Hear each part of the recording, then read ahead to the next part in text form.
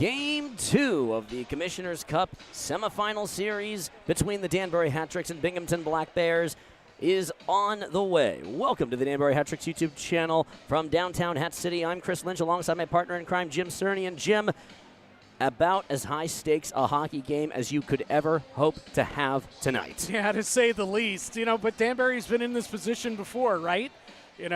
Some different players, some different faces from the two different teams. But a year ago, the Hat-Tricks lost the opener of their first-round series in Binghamton, came back here to play probably the most dramatic game in franchise history, winning in overtime, tying it in the final seconds, winning in overtime before winning Game 3 and advancing to the second round. Well, could be deja vu all over again because last night, Hat-Tricks dropped Game 1 of this best-of-3 series in Binghamton and lost it badly, 6-1. Black Bears took it to them, really taking the game over in the second half of the game. And now the Hat-Tricks are up against it because they need to hold serve tonight at home and then win again at home on Monday night in Game 3 to be able to keep their season alive. And it's been a great season, and the Hat-Tricks have answered every call so far this season, but none as big as the game as we'll see tonight. No, none as big at all as the Hat-Tricks getting set to do battle. A few lineup changes for the Hat-Tricks.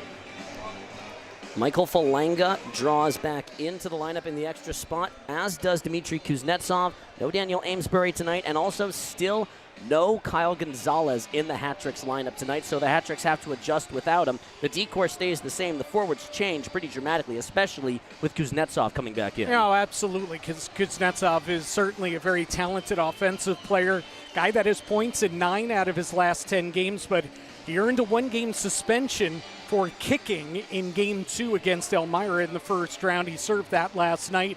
Hey, listen, all hands on deck. Need as many offensive talents as you can get in the lineup against a very good Black Bears team. So Kuznetsov's back in there tonight. But you have 2 veterans out of the lineup. Amesbury, a 1-game suspension for an incident in the third period last night.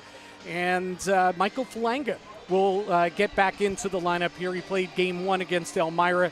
He sat out the last 2 games, but he gets to play tonight for the Hat-Tricks as Gonzalez remains out of the lineup. A key miss on the back line. He misses his 3rd straight game with an unspecified injury. And you make a note as well about exactly what you look for out of this lineup, and you made a note to me that shocked me, but it is correct. Johnny Ruiz still looking for his first point against the Binghamton Black Bears this season. Yeah, Johnny played in 5 of the 6 regular season games against Binghamton, then of course played last night in the series opener, the playoff series opener against Binghamton. Yeah, no points in those 6 games. That is a staggering statistic when you talk about a guy who is as consistent a point producer as you can find in the history of the Danbury Hat-Tricks. You would expect the captain's going to come out flying tonight with the season on the line for the Hat-Tricks. It will be as good a game as you could anticipate and as great a game as you could ever hope to see. We're going to take a quick pause, come back in a little bit from the Danbury Ice Arena here on the Danbury Hat-Tricks YouTube channel with the starting lineups and the national anthem.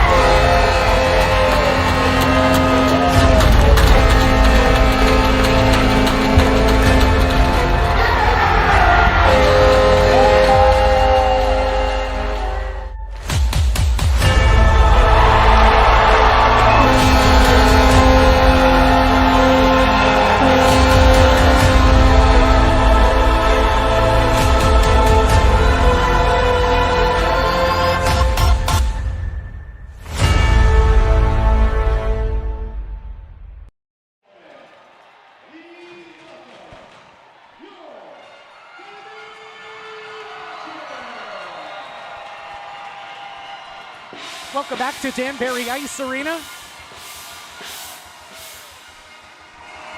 Jim Cerny with you here at Danbury Ice Arena. Chris Lynch, my partner, has gone down to, yes, sing the national anthem tonight. Hat Tricks pulling out all the stops as they try and keep their season alive after losing 6-1 last night in the series opener against the Binghamton Black Bears. But they're back home tonight at Danbury Arena, where the Hat Tricks this season were 24-2-2 in the regular season, and of course 1-0 so far in the playoffs. Let's check out the Hat Tricks starting lineup.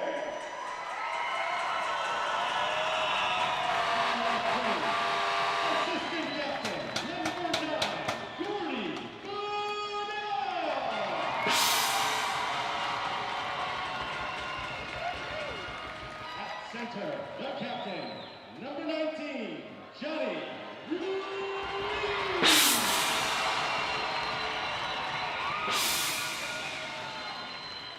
On right wing, number 5, Daniel.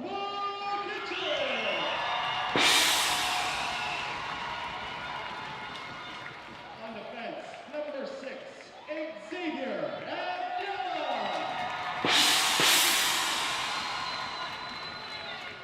On defense, number 55, Zach Pomelo.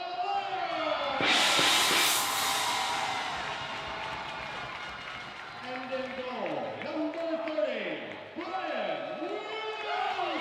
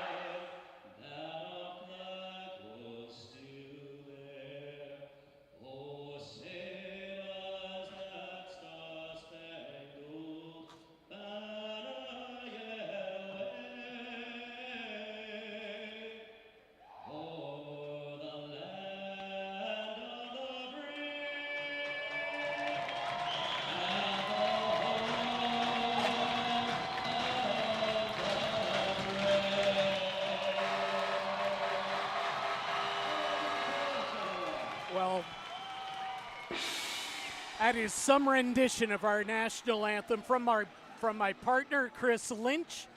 Heck of a job by Chris there as we get set for Game 2 of the Commissioner's Cup semifinal series between the Danbury Hat-Tricks and the Binghamton Black Bears. Binghamton in their road whites trimmed in black and green. They will be skating from right to left tonight. They will open up with Jesse Anderson in the middle, Justin Samero and Brett Parker on the wings. Defenseman Jake Schultz, he's the captain of these Binghamton Black Bears, and he'll be partnered with Colin Fitzgerald. In goal, as he has been for the first 3 games of the Black Bears postseason, all wins, is Taylor Joseph, and boy, has he been good. During the regular season, he was 11-2-2 with a 3.06 goals against and a .910 save percentage. In the playoffs, a perfect 3-0, a 1.33 goals against average, a .953 save percentage. He stopped 27 of 28 shots last night as the Black Bears defeated the Hat-Tricks by the score of 6-1. Meanwhile, for the Hat-Tricks, Brian Wilson will get the start to our left as the Hat-Tricks are dressed in their home black uniforms trimmed in orange and white. Wilson led the FPHL with 31 wins this season. He was 31-5-5, a .268 goals against, a .919 save percentage, and 1 shutout. In these playoffs, he is 2-1 with a 3.01 goals against, an .898 save percentage. Last night, Brian Wilson stopped 32 of 38 shots, and that is a season-high 6 goals that he allowed last night as the Hat-Tricks dropped Game 1, 6-1. And here's Chris Lynch with the call of tonight's game. Thank you, Jim Cerny. The puck is dropped. We're underway from the Danbury Ice Arena. Binghamton going from right to left across your internet waves. Danbury going the opposite direction. And one other thing worth noting, the Hat-Tricks in all 3 playoff games have surrendered the first goal of the game. As Gordy Bennett will sprint in, the icing will go to the Black Bears. So all of 20 seconds in, we get our first stoppage in the action. And again, we should point out for the fans that missed the pregame portion of the broadcast, Daniel Amesbury suspended, not in the lineup tonight for the Hat-Tricks. Also, Igor Borshev, who played last night, is a healthy scratch. Michael Falanga is in for Borshev, and Dmitry Kuznetsov, who was a suspension scratch last night, has returned to the lineup as well. And don't be surprised to see Zach Pamelayan moved around a little bit, played some defense, played some forward last night, as here comes Ruiz, shot blocked before it got off cleanly, and the puck will bounce rather harmlessly into the awaiting mid of Taylor Joseph. A good start for Joseph. Just get himself in, even if it's an easy, pretty simple shot, just get yourself in rhythm early. Yeah, you know, if you're Danbury, you want to get a lot of pucks at Taylor Joseph because this kid has had a very comfortable playoff so far. He has been really, really good. He's a 26-year-old rookie that has been terrific since signing with Binghamton, and he has been outstanding in the playoffs. You want him to start guessing and not feeling so comfortable and so good about himself. Boy, the Hat-Tricks would like to get the first one tonight. Jared Yao will settle it behind his net, looking for somewhere to go with it. The D pairs are exactly the same, as Ratcliffe will give it to Marchesson. Lost control of the puck. He got behind Matthew Boilard, but not with enough speed. Here's Marchesson in at the slot, dangles, and lost the puck off of his stick. Marchesson tries to throw it to Ratcliffe. It's behind him. Ratcliffe tries to hold it. Marchesson with the check. That's the best chance that the Hat-Tricks have had, and feels a little bit bad, but still, you're getting those looks, and you're getting in behind the defense. That's 2 times already that the Hat-Tricks have gotten in behind a Binghamton defense that does like to cheat forward a bit to jump into the offense. Yates over the middle. This will be rung around the boards. Wilson out of his net. Will settle it. Hands off for Dowler. Lewis streaking in from behind. Forces the turnover. Puck hits the official. Dowler tries to skate out of a check. It's a good shoulder laid by Chad Lopez, who's been a real problem facing the Hat-Tricks as this puck gets knocked down. Kuznetsov, first shift of the game, hands off to Ojic. Tobias Ojic. Sheehan called for it. Sheehan lost the puck. Ojic will go back and chase it. Ojic rings it on, hits Sheehan. McDonald waits, holds, and lobs it off the glass. Kuznetsov still on the ice, backhands this one high. Benel sprinting on from the bench. Not a lot on the clearing attempt by Cam Yarwood, but still Binghamton puck.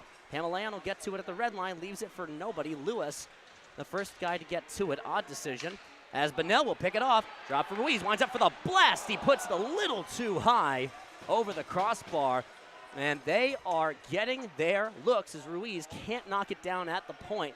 Pamelayan will hold it and play it off to the left-hand side. Receives it back from Xavier Abdella. Pamelayan hands off Abdella. Long pass ahead for Bonnell, who just tips it and will hop off. McKittrick streaking on. Parker tries to look for the tip. Parker skated as the extra forward last night. Moves up to the third line for Binghamton. Andrew Logar draws in as the extra forward. Anderson dips through, goes down, hit by Bonnell, and Brian Wilson very smartly will just put his glove on top of the puck. Lucas DeBenedette out there on the ice. He had the Hat-Trick's lone goal last night. It came on the power play.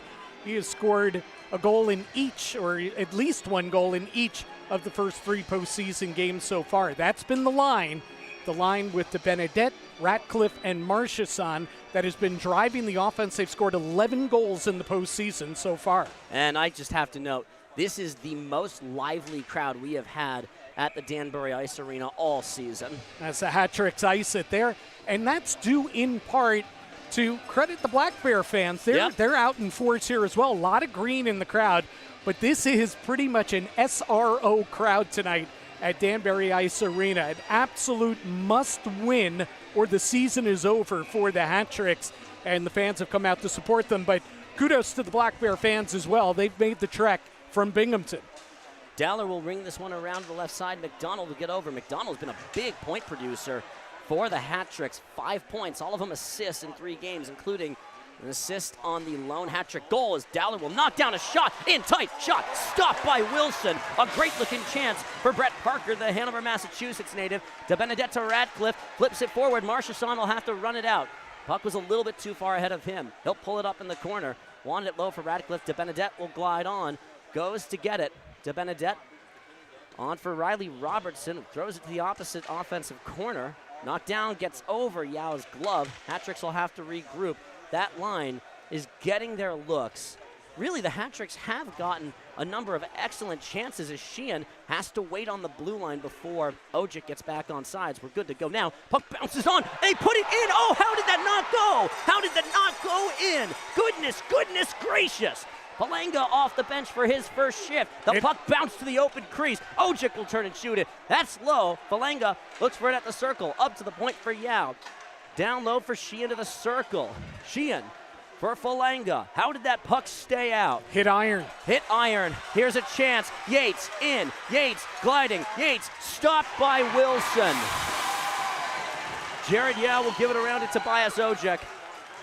High over Falanga's head. Bounces down at the boards. Robertson out for Sheehan. He's been a good producer as well. A point-a-game player is Brendan Sheehan in these postseason games, as this is going to turn into an icing. An unbelievable chance for Danbury that does not go. Yeah, and that's been the story of the first 4 minutes, 48 seconds of this game so far. As you see it here, it's hard because we lose sight of the puck, but it hit some iron there. Again, a misplay, and Binghamton's had a few misplays already, misplays and turnovers. That one was a brutal one with the goalie out of the net, but Falanga ends up hitting it off the post. Bonnell goes down, still tying up for the puck. This has been about as good as you can hope for as McKittrick tries to get to the turnover puck. Binghamton avoids the worst case situation in their eyes. Cross for Yates. Yates looks, throws it in tight, bouncing puck. Where is it? Wilson can't get to it. Up to the top of the circle, turn shot blocked by Dowler. Boyland had the chance and could not put it home. Shot on, kick, saved by Wilson on the long-range shot. And the shot counter has gone to 7-3 or 6-3 now for Binghamton as Marchessault tried to dip through to create some space and smartly covered. We'll take a breather, come back in a moment from the Danbury Ice Arena here on the Danbury Hat-Tricks YouTube channel. Right off the jump, we've got ourselves a line ball. Robert Hyde drops the puck. We're going to have a fight at center. Levesque with a couple of big rights. He scores!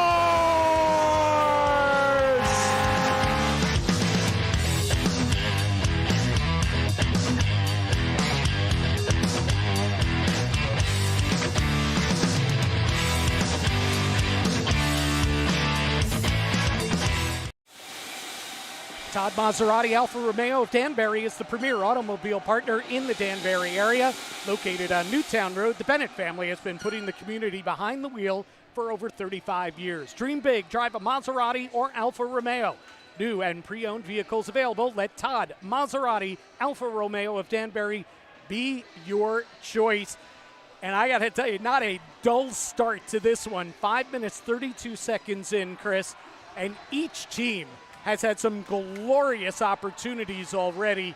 None bigger than this one as we look at the replay of Michael Falanga after a weird bounce off the boards. Joseph caught out of his net, and the puck somehow doesn't end up in the back of the Black Bear net. But Brian Wilson, after allowing 6 goals last night, has made at least 3 stellar stops already. Danbury needs to control the puck a little bit better in their own end. I think both teams a little bit too loosey-goosey in their own end with a lot of turnovers early on. Danbury will play this one over to the left side, gathered up by Yarwood, looking for the outlet. Settled behind his net, out the wall, looks for the play along the wall. Lopez spins out of a hit. DeBenedette to the loose puck. Abdella back to wait for it. Shot 6-3. Ojic runs right into his man. Radcliffe will fly it. It's an odd change in the lineup as we have a dead puck as we get a little more shoving between DeBenedette and Yarwood. The officials just tell him to knock it off here, boys. I guess this is going to be for an offsides? Yeah. The hat-tricks were offside, skating the puck in over the blue line. Ojic there, big collision with Mac Lewis at center ice. Good to see Ojic from a hat-tricks point of view be in the lineup tonight after his boarding major last night when he got ejected in the second period. No suspension came out of that, and he's back in the lineup tonight. One other suspension for Binghamton as well. Stevens is going to be sitting for 1 game for them. So 1 miss as well for them as picked off by Kuznetsov. Chance walks in, shot, blocker save made by Taylor Joseph. A great start for Taylor Joseph as Ojic gets sent flying onto his keister. Yeah, he tried to pay Mac Lewis back there for the prior hit, and he just completely missed. Knocked down by McDonald. Ojic gets knocked down. Kuznetsov turns with it. Sheehan tries to funnel it a little bit deeper. And some of these penalties are going uncalled right now as Lopez will gain across the blue line. Tried to get it through Dowler off the glass. Caught, hit hard by Ojic. Even. Bounces through McDonald. Sheehan turns underneath the would-have been check from Justin Samaro as this will be flown to Bennell. It's knocked down by Schwartzko on net. And we have 13 minutes left to go in the first, and these teams don't like each other at all. Yeah, and there's a little bit of carryover from last year's playoffs because Binghamton bring more so from the Binghamton side. Obviously, they're the team that was 13 seconds away from sweeping the series and advancing, and they ended up losing game 2 and then losing game 3. And they have a lot of guys back from last year's roster. But yeah, these two teams, they're division rivals. It's a great rivalry because these are 2 really good teams. In fact, this is the closest team for Danbury as the Black Bears glide in. Puck sits behind the net. Robertson lost his stick. He's a big man. He's got a big stick sitting right in the crease. Point shot blocked down. Robertson will finally get his stick back and gets back into the play properly as Ruiz upends the on-charging Brett Parker. Puck settles at the point, knocked down by Ruiz. Loose puck, turning, firing, blocked by Robertson. He'll look to get it out. It's off the glass and to the red line. Fitzgerald settled it down, lobbed in, floats along the wall. Wilson will settle it for Jared Yao. Team leader in assists during the regular season. Yao with just 1 point. Picked off. Point shot blocked. Yao laying himself out. Forward for Falanga. Michael Falanga glides in. Falanga in. Backhand shot. Blocked up top and into the protective netting in the far side corner. Chance after chance after chance for both these squads. Yeah, I'll tell you what I like from Danbury in that last sequence there. Johnny Ruiz almost never initiates a hit, right? He's not a real physical guy, but he's back. The defenseman Robertson lost the stick, so Johnny comes back into a defensive role and then initiates a big hit behind the net. Love that. Also love Jared Yao going down and blocking that shot so Brian Wilson didn't have to face that opportunity off the rush. Long send in. The puck was tipped. Joseph out of his net. DeBenedette will pick it off. DeBenedette tried to get it back to Falanga. Loose puck. He goes down. The officials are letting a lot of things go. Lobbed in. Wilson just very smartly will cover it. I always like when a goaltender just puts his glove on it and just takes the face off. There's always a chance for real disaster and real problems should anything else happen. Yeah, well, especially with Tyler Jurich sniffing around the net looking for another one. He's got more than 300 goals. He scored his 300th pro goal this season. Guy that scored 50 of them last season for this Black Bear team. And, of course, a guy that Danbury fans well acquainted with from his Danbury Titan days when, again, he was a 50-goal scorer. A consistent performer, to say the very least. Has worn a couple different shades of green and a darker blue when the Titans were here. Point shot wide, bounces to on Wilson's stick side. Thrown out. Ojic has been involved in the hitting as Kuznetsov will slalom through neutral ice. Tipped by Shea, knocked down. Here comes Yates. He has been the most dangerous Black Bear so far tonight. Yates tries to sneak it through. Turning, Wilson got a stop on it. To the opposite side, Jurich bounces across the post. Turning and firing, shot bounces a little bit wide of Tyson Kirkby, who led the scoring effort with 2 goals last night. Drops it, turns it. Sheehan will get on the loose puck. Ojic with him. Kuznetsov trailing behind. Kuznetsov turns at the circle. Wanted to feed it low for Ojic. Didn't have the look. 10:45 left to go in a goalless game. Energy is there. Turning and firing across the open goal mouth. Nothing. Gordy Bunnell will handle in. Bunnell turns. Handles it. Bunnell into the crease. Knocked down. And out come the Black Bears. A good chance as Pamaleon breaks up Yates' advance. He'll throw it backwards. And just settled in their own end for Justin Coachman, a Rochester native. Playing in Binghamton, it's not that far to go from Rochester to Binghamton, considering how big the state of New York is. Pamaleon tries to funnel it forward for McKittrick. Billy McCreary has been willing to throw his lineup in a bit of a blender at different points throughout this game as that puck bounced into the Binghamton bench. So we'll get a neutral zone face-off with 10:06 left in the first. You know, as you catch your breath here, it needs to be acknowledged. What a heck of a job you did with the national anthem tonight. Very proud of you, buddy. Thank you. I very much appreciate it. That was pretty awesome. Thank you. Now, I know you've done it here before, but you had never heard it. No, I haven't. And, you know, big crowd, playoff atmosphere and everything. You go to Lynch. You go to Lynch when you need the W. Well, I very much appreciate that, Jim Cerny. In front, McKittrick to stop, big rebound. Chance bounces out to Pamaleon. Bunnell steps in, winds up for the shot, tips it just a little bit wide. I think Joseph got a piece of it. As Ruiz initiates a hit. Binghamton trying to get out of their own end as the Hat Tricks getting a good offensive shift. Abdella breaks up the gain by Yarwood, and Xavier Abdella will look for it forward. Has McKittrick, connects with him, played it backwards. Ruiz has had his momentum carry over the line, and that is going to take us to the under 10 media timeout. Quick pause, back in a moment from the Danbury Ice Arena here on the Danbury Hat Tricks YouTube channel.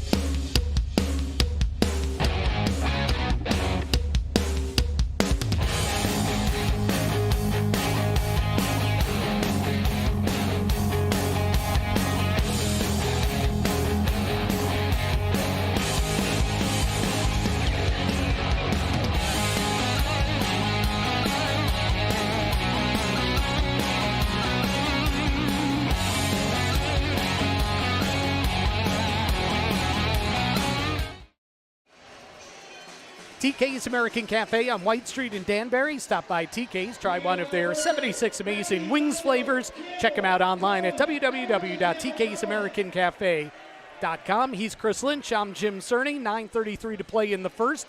A scoreless first period, but not a boring first period, Chris Lynch. No. These teams are getting after it. Energy level is high, the arena is packed, but we're scoreless 10 minutes in. 9:30 left to go as the Hat Tricks will ring it deep. Shots are 9-5 in favor of the Black Bears. They try and fly this over the middle. It'll have to go a little bit slower. Schultz, the captain of the Black Bears, had an overtime winner that went in with some controversy the last time he was in this building Puck sits on the apron of the goal, flipped up by McDonald. DeBenedette tried to work this out at the circle, over Wilson's glove on the shot. Schultz settles at the point, flubs the shot, blocked down. Ratcliffe will go out and chase it. Fitzgerald is first back on it. Ratcliffe will drop it for DeBenedette. Has to wait for Marchessault to get back on sides. Now Gaines turns, shot fires, rebound bounces the opposite corner too far for Marchessault to get it cleanly. And the Black Bears threw it to their bench. Ratcliffe couldn't do anything with it. Yates will glide his way in, slaloms through. DeBenedette with the pickpocket move and turns it over immediately. Yao will stop the advance by Juric. Just gets into him with a shoulder as Kuznetsov skates through. Kuznetsov in, drives, dishes for Sheehan, blows a tire. 8:20 left to go as this will be rolled to the wall. Jared Yao gets on top of it. Yao for Robertson on his right. Sheehan eludes the worst of a hit. Boilard pulled up a little bit. 8:08 left to go. Boilard can't get it through Sheehan. Robertson turns, puck knocked down, still sitting at the slot. Robertson will get over and get to it at the point. Slot sits in Sheehan's skates. He'll throw it on his backhand a little bit further towards it. Palanga in tight underneath Kuznetsov for what would have been a great looking chance. Danbury is getting their looks, and some of them are just not getting on as we've got a whistle. Kuznetsov went down away from the play, and what do we have? Juric is going to go off for a minor penalty. 2 minutes in the box as Kuznetsov is still slow to get up. As we keep an eye on Kuznetsov there, boy, what a golden opportunity. Great pass through the slot. And wide open was Kuznetsov. Even more wide open was the gaping net in front of him. But he could not get the stick to the hot pass, and it went through. That is their best scoring opportunity in the game for the Hat-Tricks. And let's see what we... Kuznetsov went down. I don't know if it's an interference call or no. Kuznetsov's going to go as well. So let's see how this breaks out. This is going to be matching minors. Juric and Kuznetsov are going to sit. But I'm wondering if there was an original penalty against Juric. I wonder if they called Kuznetsov for a dive. That might be. I mean, we'll see. We'll find out in a second. Boy, Kuznetsov is airing Juric out from the penalty box. He is not happy. Well, 2 minutes worth of a 4-on-4 as the Hat-Tricks fans are displeased, to say the least, with the call, as Bennell offsides just a little bit as the first 20 seconds of the 4-on-4 have gone by. Fitzgerald glides in, drops it to the circle. Lopez turns, shot goes to the wall, looking for the turnaround. At the low point, turns, wraparound shot, save made, and the puck skittered behind Wilson as Pamelayan will get to the loose puck. Held it, Pamelayan will spin with it. Wilson lost his stick and has to wait for the Hat-Tricks to just hold the puck for a bit. Pamelayan is just taking his time with it as here comes McKittrick. Daniel McKittrick will glide in. Lost his balance, and Joseph will put his glove on top of the puck as we have 6:54 left to go in the opening stanza. So it's so loud here that I did not get the Juric penalty, but he indeed was given the first minor, and then Kuznetsov was assessed a diving minor as well. So that's why we're 4-on-4. Clean faceoff win for Radcliffe. A good shot for Brendan Dowler, and a better save by Taylor Joseph. And Joseph was in perfect position. There was no screen in front. Yep. But get pucks to the net. Yep. Make the kid work. Hat-Tricks have missed a lot of opportunities early in this game. Where some shots have just gone wide or just not quite gone on net. Yates will fly in. Yates dips around Dowler. Yates glides through. Backhand shot saved by Wilson, and he'll put that one away nice and easy. A few too many grade A scoring opportunities starting to add up here for the Binghamton Black Bears. That time, Yates just absolutely blew around Dowler on left wing. By the way, the ruling against Juric was a slash. So there you go. So it was a slash, and then Kuznetsov embellished it with the dive, according to the officials. Yep. Robertson off to Yao. Jared Yao will fly in off the wing. Marchessault ahead of him. Yao takes it for a nice long walk, drops it. Marchessault turns, shot saved by Joseph. The rebound bounces directly onto the awaiting stick of Jesse Anderson. 33 seconds of 4-on-4 time left to go as DeBenedette's stick comes clean out of his hands. Anderson glides in, shot saved by Wilson. DeBenedette will settle it behind his net and play it to Marchesson on the wing. Jared Yao on the backhand pass from Marchesson. Yao in across the line, pulls up, waits for some reinforcements. Wanted Marchesson, the pass too far ahead of him. Shot tipped right upstairs and into the protective netting at the Independence Road end of the rink. You know, watching the Binghamton Black Bears, a couple things that really stand out about them when you watch them. They are an excellent transition team, maybe the best we've seen in the league. I mean, if you turn the puck over in the neutral zone, or even just when they collect the puck in their own end and come out the other way, it is bing, bang, boom. They are to the offensive game, and they have a lot of guys that can skate on this team, a lot of team speed. Fitzgerald over the line, knocked down by Lewis. Black Bears are offsides. Pamaleon spinning with the puck. The penalties come to a conclusion. Jurich and Kuznetsov are out. Ojic tries to work his way in. The puck is bouncing. Fitzgerald will deny a clean break-in. Checked by Sheehan. Ojic with the hit as well. He goes down, tied up against the wall near the penalty box. Pamaleon will hand it off as they continue being tied up away as long pass ahead. Ojic will get in behind the defense. Waits for some reinforcements. Nifty move. Sheehan tries to go for it. Brendan Sheehan flips it for Ojic. High and off the glass. It'll bounce its way to the opposite side of the offensive end. McDonald knocks it down. Looks for the tip. Save made on the kick by Taylor Joseph. McDonald will come over to the puck. Kirkby with the drop pass. Glides in. Yates turns. Shot saved by Wilson. Dowler gets to the puck and threw it forward for Sheehan. Will just lob it from the red line and go for a line change. Under 5 to go in the first. Goalless between Danbury and Binghamton. Fans have brought gongs and their truck horns, and it's a lively spot.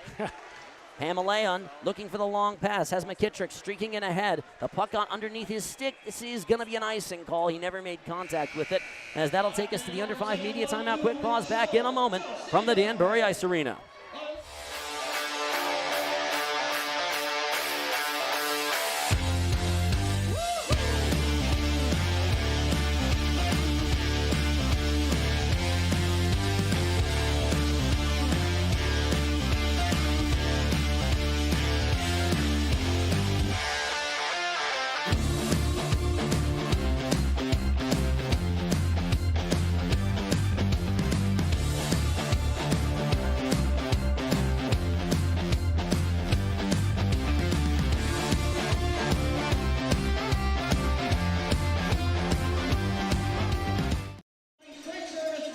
For a comfortable stay with great amenities, the only choice is La Quinta by Wyndham right here in Danbury. As for the Hat Tricks friends and family rate, you can't beat it. La Quinta. Binghamton Black Bears 12 shots on goal. Danbury Hat Tricks 10 shots on goal. And not a one has found its way into the back of the net. With 4:32 remaining in the first period here in Game 2, we are scoreless, Chris Lynch. And by the way, Jim Cerny, they have updated the shot counter 10 shots apiece.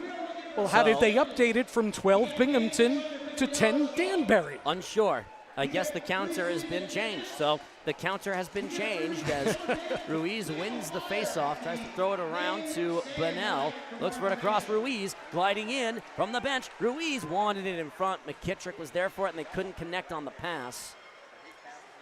They try and work the puck around for Austin Thompson. Pamaleon spinning down with it. Ruiz working with a knuckling puck as Bunnell gets held up.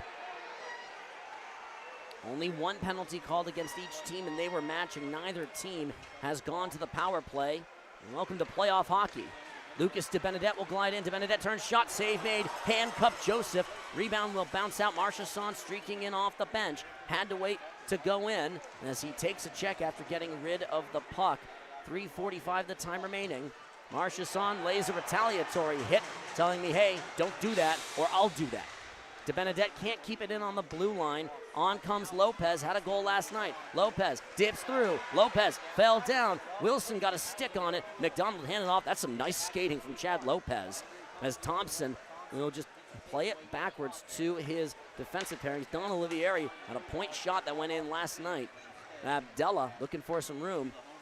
Abdella, long pass ahead. Marcius on the tip from the red line. Bounces a little bit wide of Joseph, who's out of his net to play it. Sheehan off the bench. The puck will get under him, and Abdella will settle it in neutral. 3:05 remaining in the first period.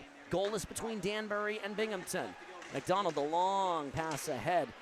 Kuznetsov tried to work it on, knocks it down with his skates to keep it working. Falanga, Joseph out of his net. He is very active playing the puck with his stick. So far it hasn't caused any problems. Hat tricks are offside. Sheehan has to get back on and does. Binghamton holds it, looks and looks. 2:35 left to be played as Yao will come over ahead of Yates. Falanga settles in, looks for the outlet. He'll try the reversing field. Yao scoops it off the glass, settled and hit. Kirkby will fly it over Robertson, just missed his very high stick. Robertson 6'6" tall. He's not exactly subtle when he moves on the ice. Kuznetsov up for Sheehan, who will whack it in from the red line. 2:04 left to go. It's been even. The mood in the building has been lively, and Danbury knows exactly what they're playing for. Here comes Yates. Yates handles, lost the puck. No penalty called for here. The Hat Tricks trying to gain control of the puck. Hands off for McKittrick over the middle. Knocked down by Dowler on the attempted re-entry by Binghamton. Yao will hold it and look for it. Across for McKittrick. Walks in. Ruiz at the opposite wing. A little bit wide of him. Ruiz tries to pull up in the corner. Gets hit. McKittrick pinching. And the puck will get away from him with 1:25 left to go. Binghamton looking for one more push. Right up the middle goes Fitzgerald. Lost it for a second. Keeps it. Ultimately, Fitzgerald goes to the corner. Turns, looks for the play. And Pamelayan will just pinball it out to the corner. Schultz holds up Kirkby, going right around him. Jurich has his pocket picked by McDonald, who kicks the puck a little further away from the all-time leading goal scorer in the history of the Fed. Schultz, the shot save made by Wilson. Hit check by Marchesson. We're under a minute to go in the first period. Marchesson drops it for Pamelayan. Steps into some space. Across for Radcliffe. Marchesson off the pipe. The second time the Hat Tricks are denied by Metal. Still goalless as Marchesson lays a check. We're got a delayed penalty here. And who is it going against? It's going against the Black Bears with 38 seconds left. That's an incredibly stupid penalty to take if you're Binghamton. You're just about to go to the end there. Oh, they're going in against Marchesson too, so matching penalties here. Chris, it's matching minors. They are not giving either of these teams a power play. So, Chris, I think I see these things objectively, right? Yeah. You know, without emotion and all that. Marchesson came back and makes a good hit along the wall. Yep. And then, as I'm missing who it was that he hit, is down on the ice. He just hauled Marchesson down to the ice. It's a retaliatory penalty after a clean hit by Marchesson, at least from how I saw it. But that said, we're back to 4-on-4 for the second time. Here in the first period with 38 seconds to go. The reason I say it's a dumb penalty for Mac Lewis to take, I agree with you. I think it was a clean hit, but Lewis has to know in that situation that the official's hands is going up and his team is about to get a power play. He cost his team a chance at a power play there. So situationally, it's a dumb play as Abdella will glide in, looks for somewhere to go with it. Xavier Abdella will work his way free. 20 seconds left to go. Up to Pamelayan at the top of the circle. Turns, looks for the redirect. Puck bounces, and Joseph will put it on. Danbury's getting a late surge here, as now we get a little bit more of a tie-up as Radcliffe having to be separated from Thompson with 15.8 seconds left to go. Yeah, boy, howdy. Yeah, Michael Marchesson really introduced himself to his former teammates in this game here late in the period. I thought he was flying that last shift. And, of course, the best setup of the night, maybe the second best, because Kuznetsov had the wide open net, but he didn't get a stick to it. But what a great set of passing on the entry by the Hat Tricks. And Marchesson beat Joseph cleanly from straight away, but just rang one off the pipe. Sheehan tries to go ahead. Got the shot on. The net comes off its mooring, so we'll redo the face-off with 13.1 seconds left. They need that from Marchessault. Listen, 34 goals on the regular season, a great start against Elmira in the first round, but he was held off the score sheet last night against his former team. A great postseason run offensively for that lineup. Falanga seeing a lot of ice time. Yeah, Michael Falanga's provided a lot of energy for the Hat-Tricks in this first period. Puck will sit against the wall, carried out by Lopez. Do they have enough time to get one more offensive chance? Abdella says no. McDonald looking for the pass ahead. McDonald will fly it in, tipped by Taylor Joseph, and that is going to do it. An entertaining yet goalless opening stanza between the Hat-Tricks and Binghamton Black Bears in a building that is shaking, and between teams who, to put it mildly, don't like each other. And they don't, but listen, it's a great rivalry here, and you hear it from the crowd. The Hat-Trick fans, filling the joint. And Binghamton, their fans are here as well, bringing their cowbells and cheering on their team, trying to reach the Commissioner's Cup final with a win tonight. And that opening 20 minutes, that was playoff hockey, Chris. It was evenly played. Each team had some great scoring opportunities. Each team coughed it up in their own end a little bit, especially early on. You sense a little bit of excitement and jitters where maybe guys trying to do too much and the puck was bouncing a little bit, and we saw some really big turnovers by each team in their own end, but it ends up 0-0 after one. Brian Wilson, I thought, was maybe the best player on the ice. Yep. He made about 3 or 4 one-on-one stops, including 2 breakaways by Binghamton, or partial breakaways by Binghamton. But Taylor Joseph, boy, he's smooth at the other end. He tracks the puck really well, sees it through traffic. I think Danbury's got to get more traffic in front of him, though. I think Joseph's seen the puck too cleanly so far in the first period. We'll take a breather, come back in a little bit from the Danbury Ice Arena with some words from some of the Danbury Hat-Tricks players. Quick pause, back in a little bit on the Danbury Hat-Tricks YouTube channel from Hat City, USA.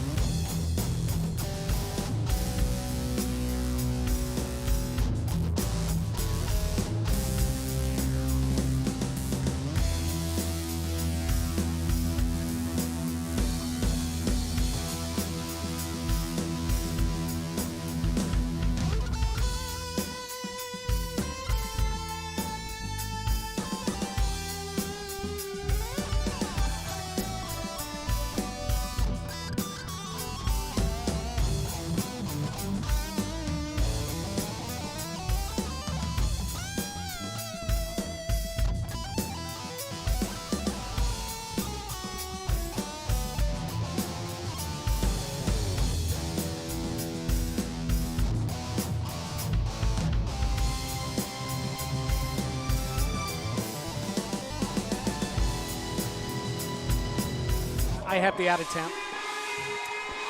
Intermission coming to a conclusion here at the Danbury Ice Arena. The goalless between the Hat Tricks and Binghamton Black Bears. I'm Chris Lynch alongside of Jim Cerny. And Jim, what's the out-of-town scoreboard looking like? Yeah, well, they're almost halfway through the third period in Carolina. And the Columbus River Dragons on the road lead the Carolina Thunderbirds 4-3. This after winning the opener of the series last night at home 6-1. So they're roughly about 11 and a half minutes away from advancing to the Commissioner's Cup final, but still a lot of hockey to be played in that one. So 4-3 Columbus. They ran out to a 3-0 lead, had a 4-1 lead midway through the second, and Columbus is trying to get back, Carolina trying to get back in it. Had a goal in the second and a goal early in the third. 4-3 right now, almost midway through period number 3.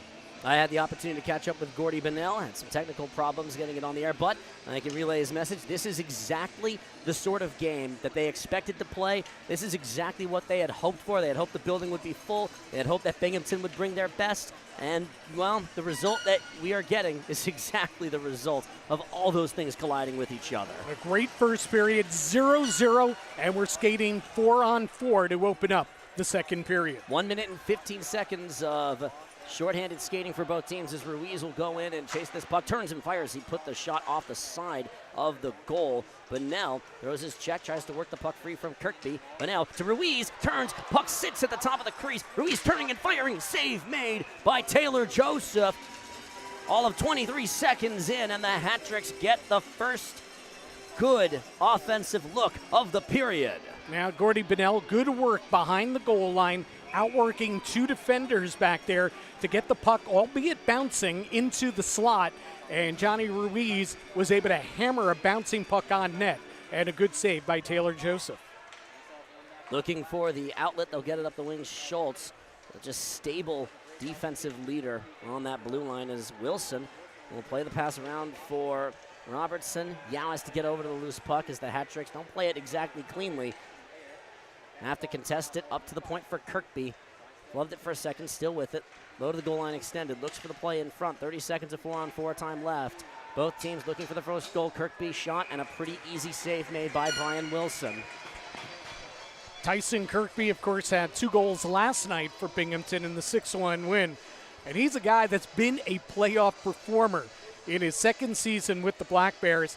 Kirkby has played, coming into tonight, 6 career playoff games in the FPHL, 7 goals in those 6 games, 9 points in those 6 games. We're 56 seconds into the period. Each team has gotten a shot on goal. The shot counter at the end of the first ended up being 14-11 as a slot blocker shot saved by Wilson. As McDonald will get on top of it, we have 18 seconds before Michael Marchesson and Mac Lewis can get out of the box. And as Sheehan will knock it back across the blue line, Black Bears will play it to their own bench. Yarwood will ring it deep. Wilson will leave it for Brendan Dowler.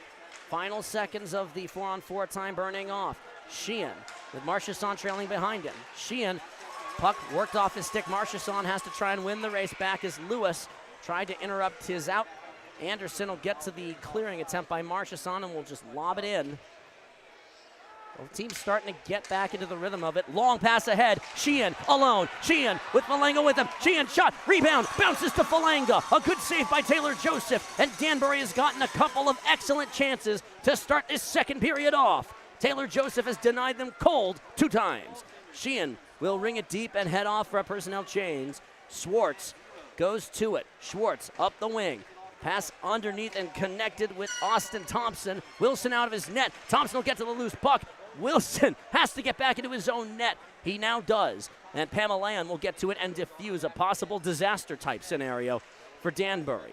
Bonnell tried to work it free. The puck goes low. Lopez upended by Xavier Abdella. Ruiz tried to get this out. They have put Brendan Sheehan, or no, they put Dmitry Kuznetsov with Johnny Ruiz and Gordy Bonnell. Billy McCreary knows that this is the season and willing to throw his lineup in a bit of a blender to get the best situational lineup he can. Now Daniel McKittrick with 1 assist in the first 3 games of the playoffs so far. Guy who had a terrific regular season, but he has struggled to get his game going in the playoffs. Glides in, does Fitzgerald, looking for the wraparound or a play to the slot. Good defensive holding by Xavier Abdella. Turn shot well wide and off the glass. Schwartz will settle it. Schultz rather turns, fires shot, blocked before it ever got on Wilson. Schultz will turn and fire it again, wide up off the boards. Binghamton starting to get some offensive rhythm. Puck bounces behind. Parker can't do anything with it. Knocked down. And it's settled by Matthew Boilard. He'll take it for a walk and lob it up, and Pamelayan will settle it. Zach Pamelayan for Xavier Abdella. Long pass ahead, it's under and tipped by DeBenedette. No, they're going to say he didn't touch it. DeBenedette arguing that he did. He'll give the officials an earful as we go back to Danbury defensive ice for an icing. I mean, Chris, he absolutely tipped it. In fact, I heard it up here. It's right below us, and he absolutely tipped that puck. That is a blown call there in a big face-off in a scoreless game to the right of Brian Wilson. Puck is dropped. 16:22 the time remaining. Technical difficulties, we're back online. Bounces, McDonald will clear it to the opposite side of neutral ice. Lucas DeBenedette creating some room for himself. Underneath, Marchesson will get a lane. Marchesson shot, score! Danbury finally scores the first goal of a playoff game. It's Michael Marchesson who makes it 1-0 hat-tricks. 3:53 into the second period.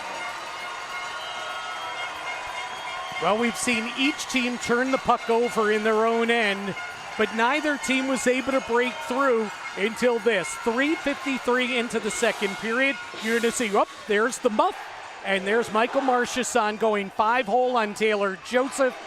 And Michael Marchesson against his former team comes up big, and the Hat-Tricks have a 1-0 lead. It's Marchesson's 5th goal of these playoffs, an 8-point in 4 games. Held off the score sheet last night. And by the way, who gets the primary assist?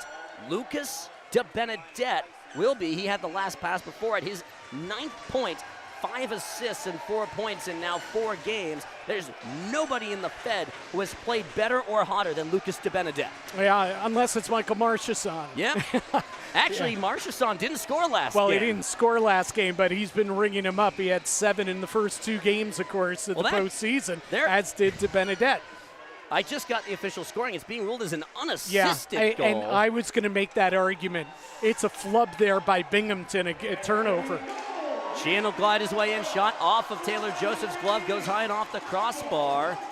It's ruled as an unassisted goal. I don't make that agreement. I don't have that same vision, but that is the ruling on that as Sheehan goes down away from the play. Lob forward, this has a chance to turn into an icing, and it does. And this feels like a Danbury momentum-building opportunity if they can get something off the upcoming face-off here. So you and I agree to disagree. I thought the puck was muffed there by Binghamton, and it came directly to Marchesson off the turnover. But again, either way, it doesn't matter, and there's not a single guy on that bench that cares unassisted or if there were 2 assists on it. Because what a massive goal scored by Michael Marchesson, and boy, did this place erupt. It's a completely legitimate point as Bonnell will step to the circle, turns and fires. Big rebound off the save. McKittrick back up on the line with Ruiz and Bonnell. Puck rolls out to the red line. Dowler long ahead, just a little bit too far away from Daniel McKittrick. Picked off by Ruiz. Got back onside. Ruiz shot. Bangs it high. Bonnell can't control it. It worked its way hard off the walls. That puck is bouncing pretty considerably. Yes. It's a little bit like the lively old boards at the Joe Louis Arena in Detroit, it looks like. Yeah, but the ice, too. It's a lot of bouncing pucks, and I think that's what's led more than anything to the amount of turnovers we've seen so far. That would make some sense as Kirkby will get the pass away. Tries to drop it. Radcliffe wanted to work it free. Dowler, Yates spinning on him. Yates trying to create some room. He'll throw the puck low. DeBenedette tried to get a tip on it. turns and looks for a play up to the point. Schultz shot blocked. Radcliffe racing against Schultz, who got to it first. DeBenedette will come away with it on the wall. DeBenedette glides in, handles. DeBenedette shot, saved me by Joseph, and he'll throw it out to the circle. A brilliant offensive skating play by Lucas DeBenedette. Back comes Anderson. Lost control of the puck. Radcliffe will hand it off for Marchesson. Looks for the outlet. Denied on the clearing attempt. It's a good stick knockdown as Wilson will just catch it cleanly. Justin Samaro caused the turnover. Wilson with the stop. That takes us to the under 15 media timeout. Quick call pause. Back in a moment from the Danbury Ice Arena. Right off the jump, we've got ourselves a line ball. Robert Hyde across the puck. We're going to have a fight at center. Avec with a couple of big rights. He scores!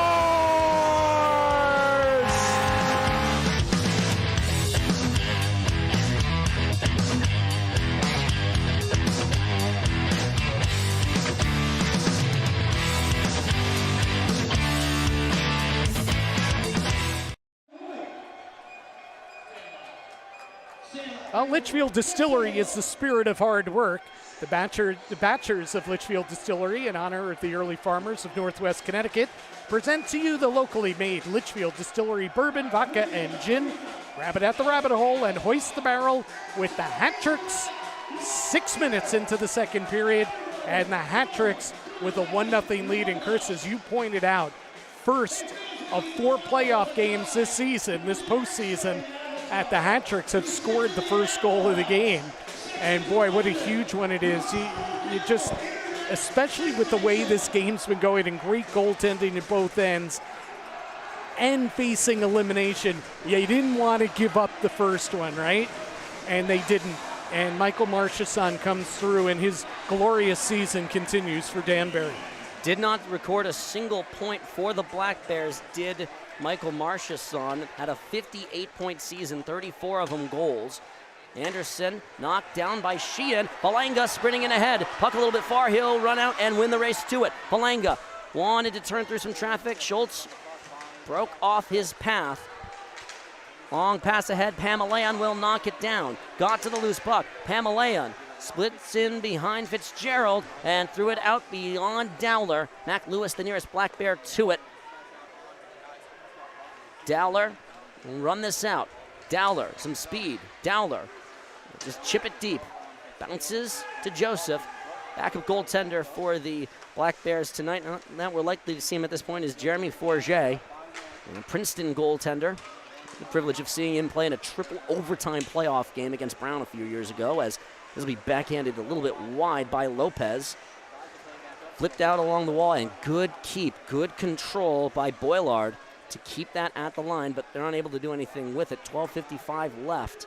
McDonald looking for the outlet. 5 points for McDonald. That's tipped by Boilard to deny the icing, and it went on goal. Smart decision by Taylor Joseph to just put his glove on the puck. Of course, last year, Game 2 of Binghamton, Danbury, with Danbury facing elimination, it was a different start. You know, it was a pretty wide open first period that night, and the Hat Tricks actually fell down 3-1 in that game, and then trailed 4-3 with 13 seconds to go before Steve Mealy tied it, forced overtime, and of course Nick Levesque on the power play, his second of the game, proved to be the game winner. It remains the single game that I was talked up most when I got here, and one of the games that has defined this franchise. As Boilard will take a hack at it, goes to the circle. Bennell tried to play it backwards for McKittrick. The puck knuckled underneath his stick. Ruiz goes back in, gathers in, looks for an outlet. Ruiz, a long pass ahead, connects with McKittrick. Here he comes. McKittrick glides in, shot blocked. Boilard, I think, got a stick on it before he ever got it away cleanly. He never really did get it away cleanly. Ruiz will try a backhand. That puck is stopped. Bennell will take a hack at it. Tries to go down. Ruiz knocked on his keister. McKittrick tried to play it to the point. Lopez took it away. And Bennell gets underneath Lopez. Jurich will handle his way through. Yao will settle it down. Yao looking for the long pass ahead. Connects with DeBenedette. Lucas DeBenedette glides in. Shot off the side of the goal. He thought he was going to put it in cleanly. And he'll leave it behind for Michael Marchesson. Has to take on 2 Black Bears. And will be taken away by Tyson Kirkby. Puck sneaks underneath the stick of Don Olivieri. Hat Tricks trying to keep it in the offensive end. Flown over Jared Yao's head. He'll have to sprint back to go make a play on it. 11:30 left to go in the second period. Long pass ahead. Radcliffe gathers it. waits for reinforcements. DeBenedette, it's too far for him. Marchesson keeps his balance. Yao steps into the circle. Yao turns, shot off the top of the glass. Robertson kept it right on the blue line, and not for very long. Robertson will settle it, hands off to Benedette, will take a hack at it, puts it on net. Shots now 21-15 in Danbury's favor. They have dominated the pace and rhythm of this game since the opening minute or two as Binghamton turns it over. Kuznetsov on it, turns, fires, blocker, save made. Ojek will settle it. Sheehan looking for it. Sheehan goes down. Kirkby gets crunched. Kuznetsov pinches, looks to keep the cycle going. Ojek catches, puck bounces to Sheehan. He'll play it to the point. We have a hand pass being ruled against Danbury, so we'll have the face-off coming out to neutral ice. You know, we talk about last year's playoff series between the Hat-Tricks and the Black Bears. But it's interesting, when you look at last year and you look at this year, from a Danbury point of view, it's a changing of the guard, Chris, because last year that Game 2 win was fueled by veteran Steve Mealy, scoring the tying goal, veteran Nick Levesque scoring 2 goals, including the game winner. Peter DeSalvo was the veteran goalie. Is a totally different feel to this team this season, and certainly in this series. Plays it to the slot. Wilson with the save. Pamelayan will leave it behind him for his D partner Xavier Abdella. Uses the net as a screen. Ruiz will flip it to the boards. Bunnell grabs it, wants it across, can't connect with Pamelayan. A hit away from the play. The officials have let most everything go. Pamelayan will use the net as his shield. Looks for the outlet. Pamelayan holds it and looks. Knocked down. Pamelayan will retreat. Hat-Tricks having a bit of a hard time getting out of their own end as Ojek caught it off his skate and bounced it over Billy McCreary's hatted cranium. 1-0 Danbury in the lead. We'll take a breather, come back in a moment here on the Danbury Hat-Tricks YouTube channel.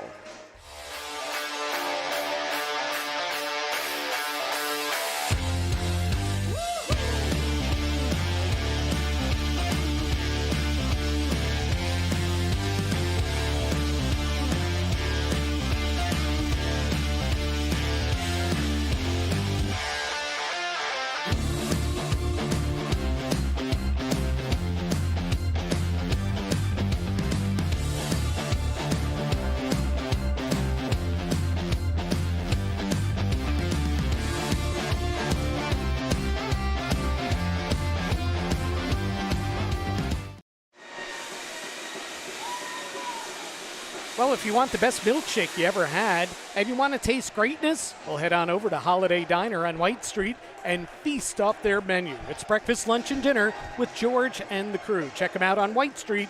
It's the Holiday Diner. I'm Jim Cerny. He is Chris Lynch. Hat-Tricks 1, Black Bears 0 in a must-win Game 2 for Danbury.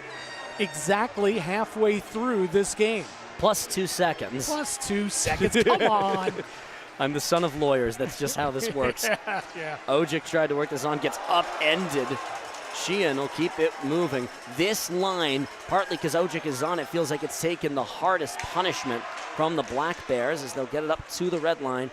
Lob deep. Ojek just always seems to be finding himself in the middle of some of the hardest hits. Absolutely. He's got to be smart, though. The officials are letting the players play. It's a playoff game. There's been nothing, egregious or out of control. Nearly a disaster as Pamelayan tried to handle the puck and it just gets to Brian Wilson's glove and nearly sneaks under him. That's nearly a complete disaster moment. Yeah. A bouncing puck, Pamelayan couldn't control it, and then he and Wilson were not communicating well, it appeared, at least from here. But Wilson is able to gobble it up, and we'll get a face-off in the Hat-Tricks end. But getting back to that point, it doesn't mean that you have carte blanche to do anything silly or forget silly, stupid. Yep. And so far, neither team has crossed the line here. There might be some penalties that could have been called, but there's nothing egregious or obvious that the referees have not called. But you got to be smart. You can't just be running around looking for the big hit and end up taking a bad penalty. 1-0 Hat-Tricks in the lead. Lucas DeBenedette will win the face-off. Robertson will take the puck behind his net. Robertson has felt more and more important as that puck just barely finds its way through the speakers to hang over center ice at the Danbury Ice Arena. I'm kind of surprised it didn't hit any of them. Yates looks for the outlet. Yates, the top line center, 6 points in 3 games so far. 5 of them assists. Yao flips it off the glass. This not going to turn into an icing. Olivieri will leave it behind him. The hat tricks not enthused by some of the calls, as here's a chance for Yates. Puck ran away from him, bounces to Marchesson at the slot. They're very fortunate that didn't turn into a better look. Radcliffe across for DeBenedette. Handles, shot wide of the post. Marchesson comes over, can't get to it in time. Yao has to wait and will ring it deep for DeBenedette to go and give chase. Got to it, DeBenedette, backhanded, wanted Bonnell. It got tipped by Tyson Kirkby across the blue line. Picked off by DeBenedette, he'll glide in. DeBenedette dropped for McKittrick.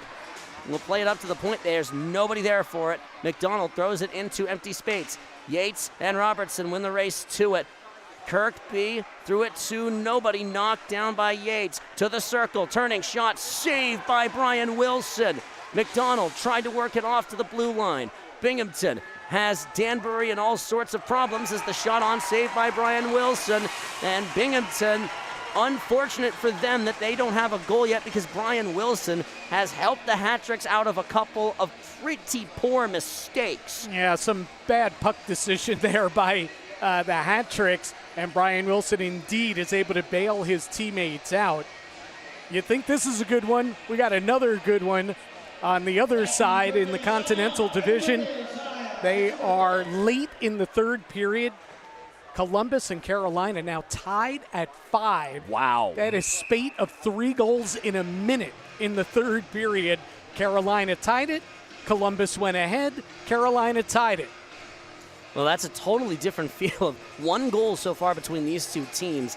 10 in that other game. Yeah, 44 seconds remaining in regulation, so they are likely heading to overtime. Goodness. Those teams also have a good rivalry. They're the two more established teams in the Fed. In the Continental Division in Columbus, they made the championship series last year and lost, as that will find its way off the glass. You know for a fact that those River Dragons players believe they have some unfinished business. And as that shot will ring hard off the glass, rolled it out to the top of the line, steps through Anderson's shot looking for the tip. Another chance working on, threw it across. Dowler will get to the loose puck. Brendan Dowler will run this out. Dowler tries to flip it forward for McKittrick. Joseph out of his net around the boards. Dowler will play it and just lob it deep as his team goes off for a change with 7:10 left to go in the second. Yarwood holds it. Sheehan pinching on him. Sheehan forces the turnover.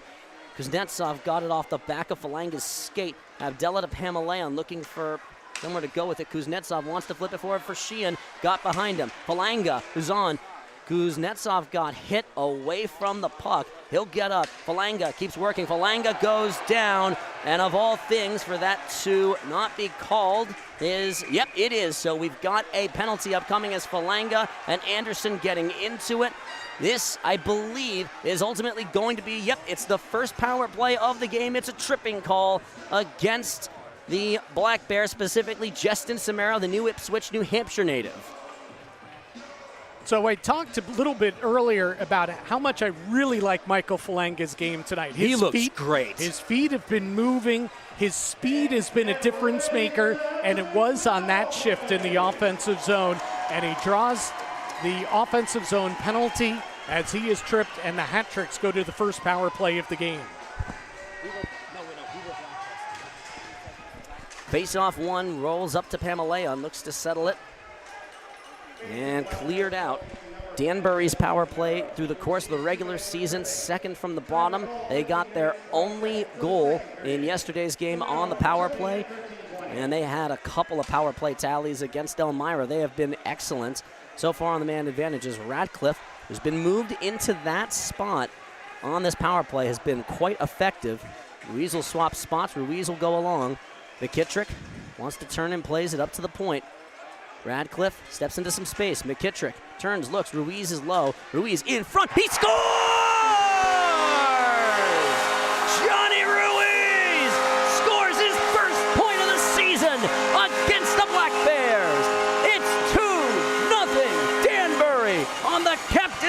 power play goal. You talked about the difference on the hat trick power play so far in the playoffs compared to the regular season. They are now 5 for 14 on the power play in the postseason. A lot of good puck movement here, and I think the goalie was screened. The puck went up and up under the bar, and Johnny Ruiz with a huge goal for the hat tricks. His third of the playoffs, his first on the power play, and Danbury's got a 2-0 lead. Ojic tried to tip it across on the pass. Ojic with the pocket pick. Ojic goes down. Tells you anytime that if Danbury can get their power play in rhythm, they've got a real shot at being quite competitive. Down the stretch here as Sheehan will run this out. Boilard is back for it as well. Sheehan trying to get underneath Boilard. Sheehan hacking away at it. Puck works its way to the circle. 2-0 Danbury with 5:30 left to go. There's entirely far too much time to feel comfortable right now. Across for McDonald. He'll lob it in for Kuznetsov across the blue line. Sheehan throws a hit. Long pass ahead. Chance at the line, turns, fires. A hard hit thrown by Robertson, but a good keep at the blue line. Glides in, poked out by Yao. Settled, shot wide, and just a little bit off the mark. Binghamton pressing and looking for something. Top of the circle, turns, fires. Wilson with the stop. Binghamton still looking for more. Turning and looking. Johnny Ruiz's third goal of the playoffs. Ojic on the flub shot. Ojic running out. Tobias Ojic across for Radcliffe. Stopped by Joseph. Stopped by Taylor Joseph. Benedette tries to get to the loose puck. Gets taken down in neutral ice. A great save by Taylor Joseph. Long pass ahead.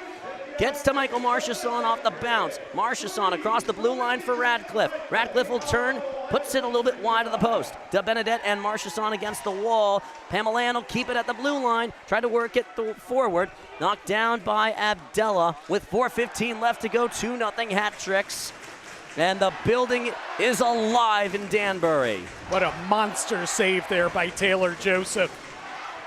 Huge difference, 2-0 to 3-0 at this point of the game. Anderson up the wing. Anderson gets through Pamelayan. Wilson is out of his net. Wilson will get it for Robertson. Marchesson can't do much more with it than that. Robertson trucks right through Fitzgerald. Tied up against each other at the circle. They'll work it around. Tries to see some space. Pamelayan and Robertson jostling for position against Parker. Ruiz bounced it to the blue line across Fitzgerald, plays it in his skates, turns, looks for the shot. It's tipped a little bit wide, doesn't connect with Jurich. Yeah, he was looking for the pass. Jurich was right there on the doorstep. Marchesson didn't know where the puck was. We have a delayed penalty going against Danbury. We'll tell you about what the scoring is in the 2-0 game. Binghamton is going to have a chance to cut into it on the power play after the under 5 timeout here on the Danbury Hat Tricks YouTube channel.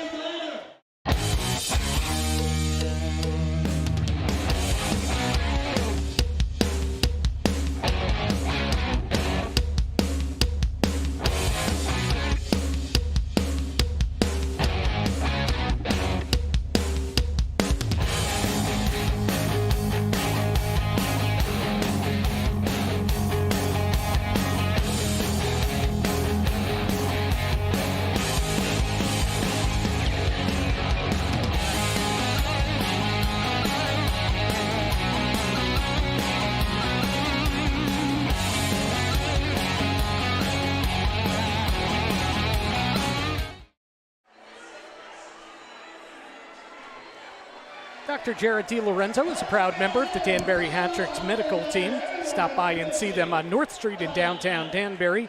Feeling good is an option, and they can get you there. Hat Tricks a 2-0 lead. Johnny Ruiz, power play goal at 13:59, just 39 seconds, check that, 29 seconds into that power play. Johnny's third of the playoffs. Daniel McKittrick and Jacob Ratcliffe with the assists. But now Danbury goes to the penalty kill as Zach Pamelayan heads to the box at 16:39. It's an interference penalty against Pamelayan. 3:21 left to be played here in the frame. Binghamton had the most successful power play in the FPHL in the regular season. Got 1 goal. The penalty kill for Danbury did a pretty good job with all the penalty time, as that'll kick its way wide. Good run across to get to and knock it down by Jesse Anderson. Settled at the point by Olivieri, who got one of those power play goals. Shot knocked down, loose puck, finds its way a little bit wide. McDonald goes down, jostling for position with Austin Thompson. Schultz step into it from the circle. 1:25 to go. Schultz. Binghamton being deliberate and taking their time. 2 goals, if this offense is clicking, can be nothing. Schultz holds it. Patient. Circle. Shot. Stopped. That trickles in. That trickled in. That got through Brian Wilson. He didn't know where it was. And Binghamton is on the board. It's 2-1. They capitalize, and they'll go through the line and give the fans who came all the way out from the Valley of Opportunity something to cheer about and something for the fans from Section 102 to boo them about. Yeah, Donald Olivieri there really immediately went to the crowd and put his index finger to his lips as if to say, shh, I'm silencing the building. And after he went through the line, he went down and he faced the other end of the ice and did the same thing again. So a little showmanship there and a big goal for Binghamton. They're right back in the game. It's 2-1. That's a tough goal, and the Hat Tricks now have to try and get one back.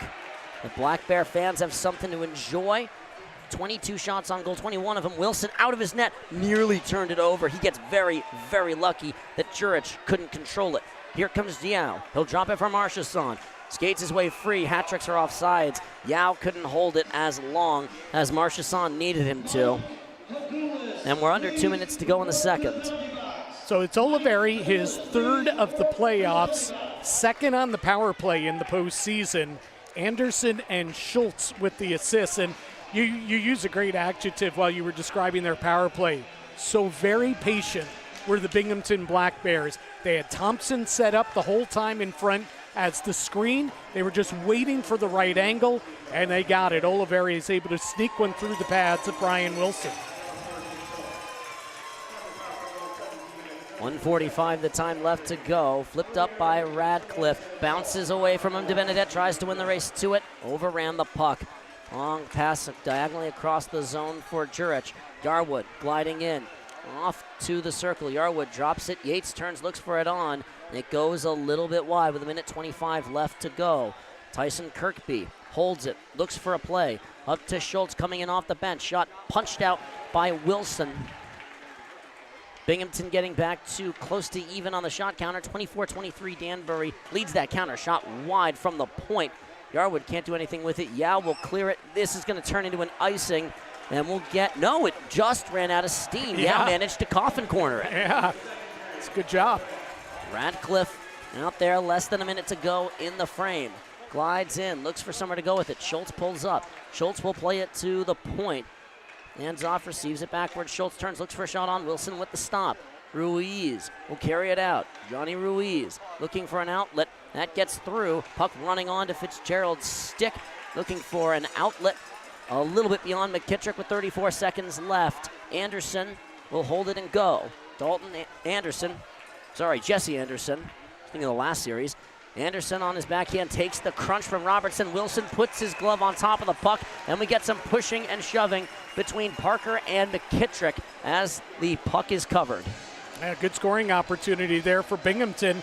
Got a little jump after that power play goal.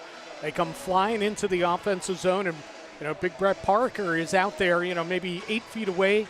Gets a one-timer right on net, but Brian Wilson had good positioning there. So Brian Wilson with his 24th save of the game so far. 21.7 seconds left to go in the second period. Shot counter now favors Binghamton, 25-24. Danbury, the defensive zone face-off, trying to keep their lead going into the second intermission. 3 goals between the two teams in the period. We were goalless at the end of the first. Here comes Johnny McDonald up the wing. McDonald waits for reinforcements, pirouettes, beautiful spin move, final 5 seconds. McDonald goes down to the ice, and that is going to be that. 2-1, Danbury in the lead over the Binghamton Black Bears going into the second intermission, and a little bit of everything from the hat tricks. An even strength goal, a couple of great chances, some good saves from Brian Wilson, and a power play goal. And listen, you're not happy if you're the hat tricks that, you take the penalty, you allow the power play goal late in the period. That said, you've got 20 minutes on home ice with a 1-goal lead to save your season. You got to feel good about that if you're Billy McCreary. Oh, you're ludicrously happy about that.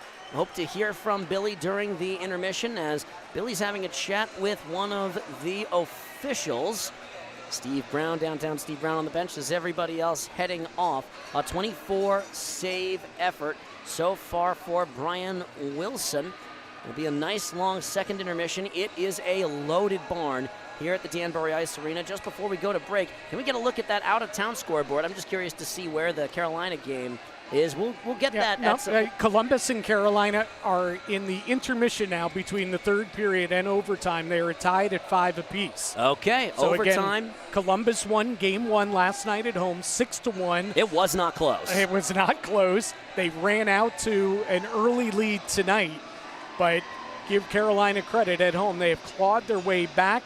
They trailed twice in the third period by a goal. Each time we're able to tie it up, and it's 5-5 after regulation down in Carolina. We'll keep it here for the intermission festivities at the Danbury Ice Arena. We'll take a breather, come back in a moment. From the Danbury Ice Arena, Chris Lynch and Jim Cerny on the call. Don't go too far away.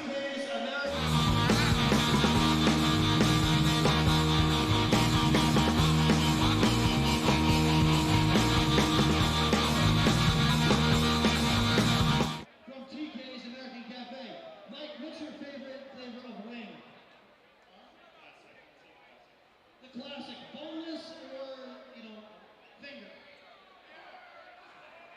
Does not matter. Okay, good answer, good answer. Now look, TK's is a great place for sports. We got baseball, football, hockey. Are there any Boston Bruin fans in the building tonight?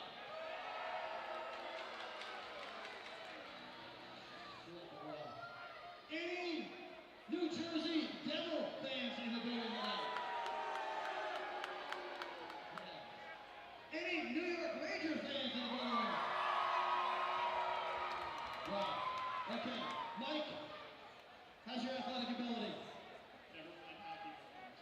All right, here we go. We're going to give you a good shot. We've seen some contestants before, and they've been awful. But somehow they always manage to put it in. All right, here you go. TK's American Cafe. 5 free wings if you can put it in and let it go. You know what? This guy's not bad. This guy's not bad. You're going to get another puck. You are going to get another puck here. This is it. This is it. 5 free wings from TK's American Cafe. Oh. All right. You are a coach, is that correct? Correct, yes. All right, I think we're going to move you over a little bit this way. We're going to move you. You are a lefty hitter. You're going to left field. I think we're going to play you this way here. I think you got a shot here. Oh, yeah. Oh, yeah.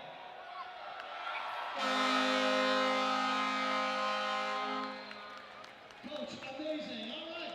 Hey, fans, everybody wins 5 free wings from TK's.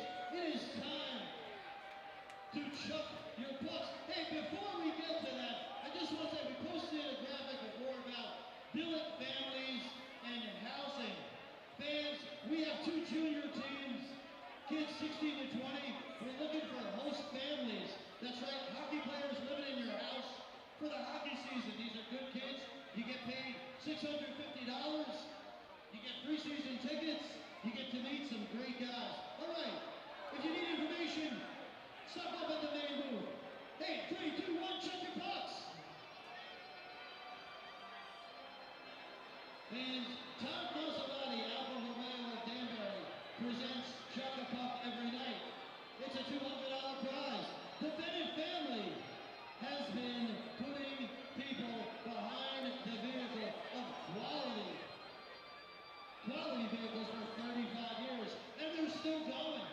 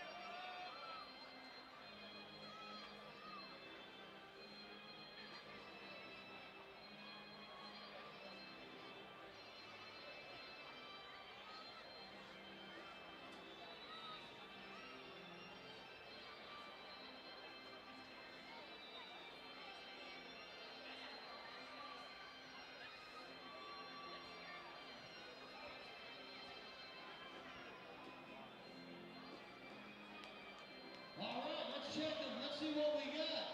We got a lot of bucks out here tonight. They're still flying. All right. Hey, 16, that's Dwight Gooden. You're a winner. 1227, 2 days after Christmas. You're a winner. 240. That's, wow, 240. I don't know. That's a bowling score.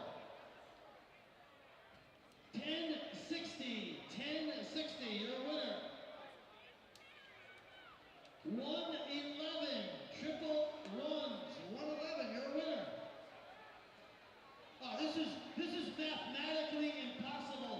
Quadruple runs. 1111. You're a winner. That's crazy. And 1363. The year Columbus discovered America. Way to go. Come on. I know we did. All right, there we go. Let's check the puck. Sponsored by Todd, Maserati, Alfa Romeo.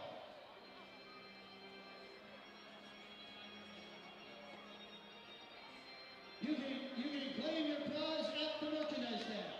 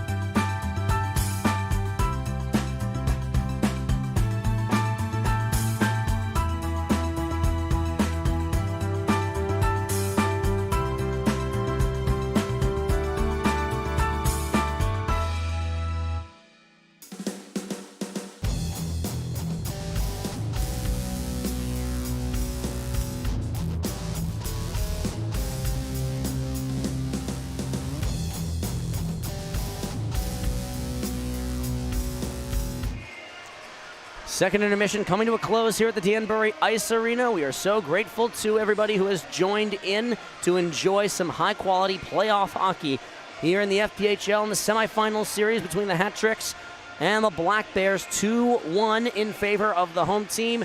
I'm Chris Lynch alongside my partner in crime, Jim Cerny. And Jim, you had a bit of everything in that third period if you're a Hat Trick fan. A bunch of stuff to like, some stuff that you want to burn in a garbage fire, and other stuff that is just pretty all right. Yeah, I think both teams actually probably feel pretty good about their games so far. If you're Binghamton, it's been a pretty good road game. You've given up some, grade A scoring chances against, but your goalie's been really good. You only trail 2-1, so you're right there in the game. You're out shooting the home team 25-24. So for Binghamton, you feel good about things, and of course you can feel a bit more secure because you have the 1-0 series lead if you're Binghamton. But from the Danbury point of view, I think there's a lot more good than bad that we've seen, in this game. They under pressure, they've given the puck up a little bit, but for the most part, I think that they played with great energy and, certainly scoring the first 2 goals of the game there in the second period at 3:53. Marchessault unassisted, and then at 13:59, Ruiz on the power play. That was huge. Getting the first goal and then adding to it, massive for Danbury to take a little bit of the pressure off them. The pressure's still there, but not as immense because they have 20 minutes here to save their season, and they've got a 1-goal lead, and they're playing at home where they're, 24-2-2 in the regular season and 1-0 in the postseason so far. So I think if you're Billy McCreary and the Hat Tricks, you got to feel good about the spot you're in.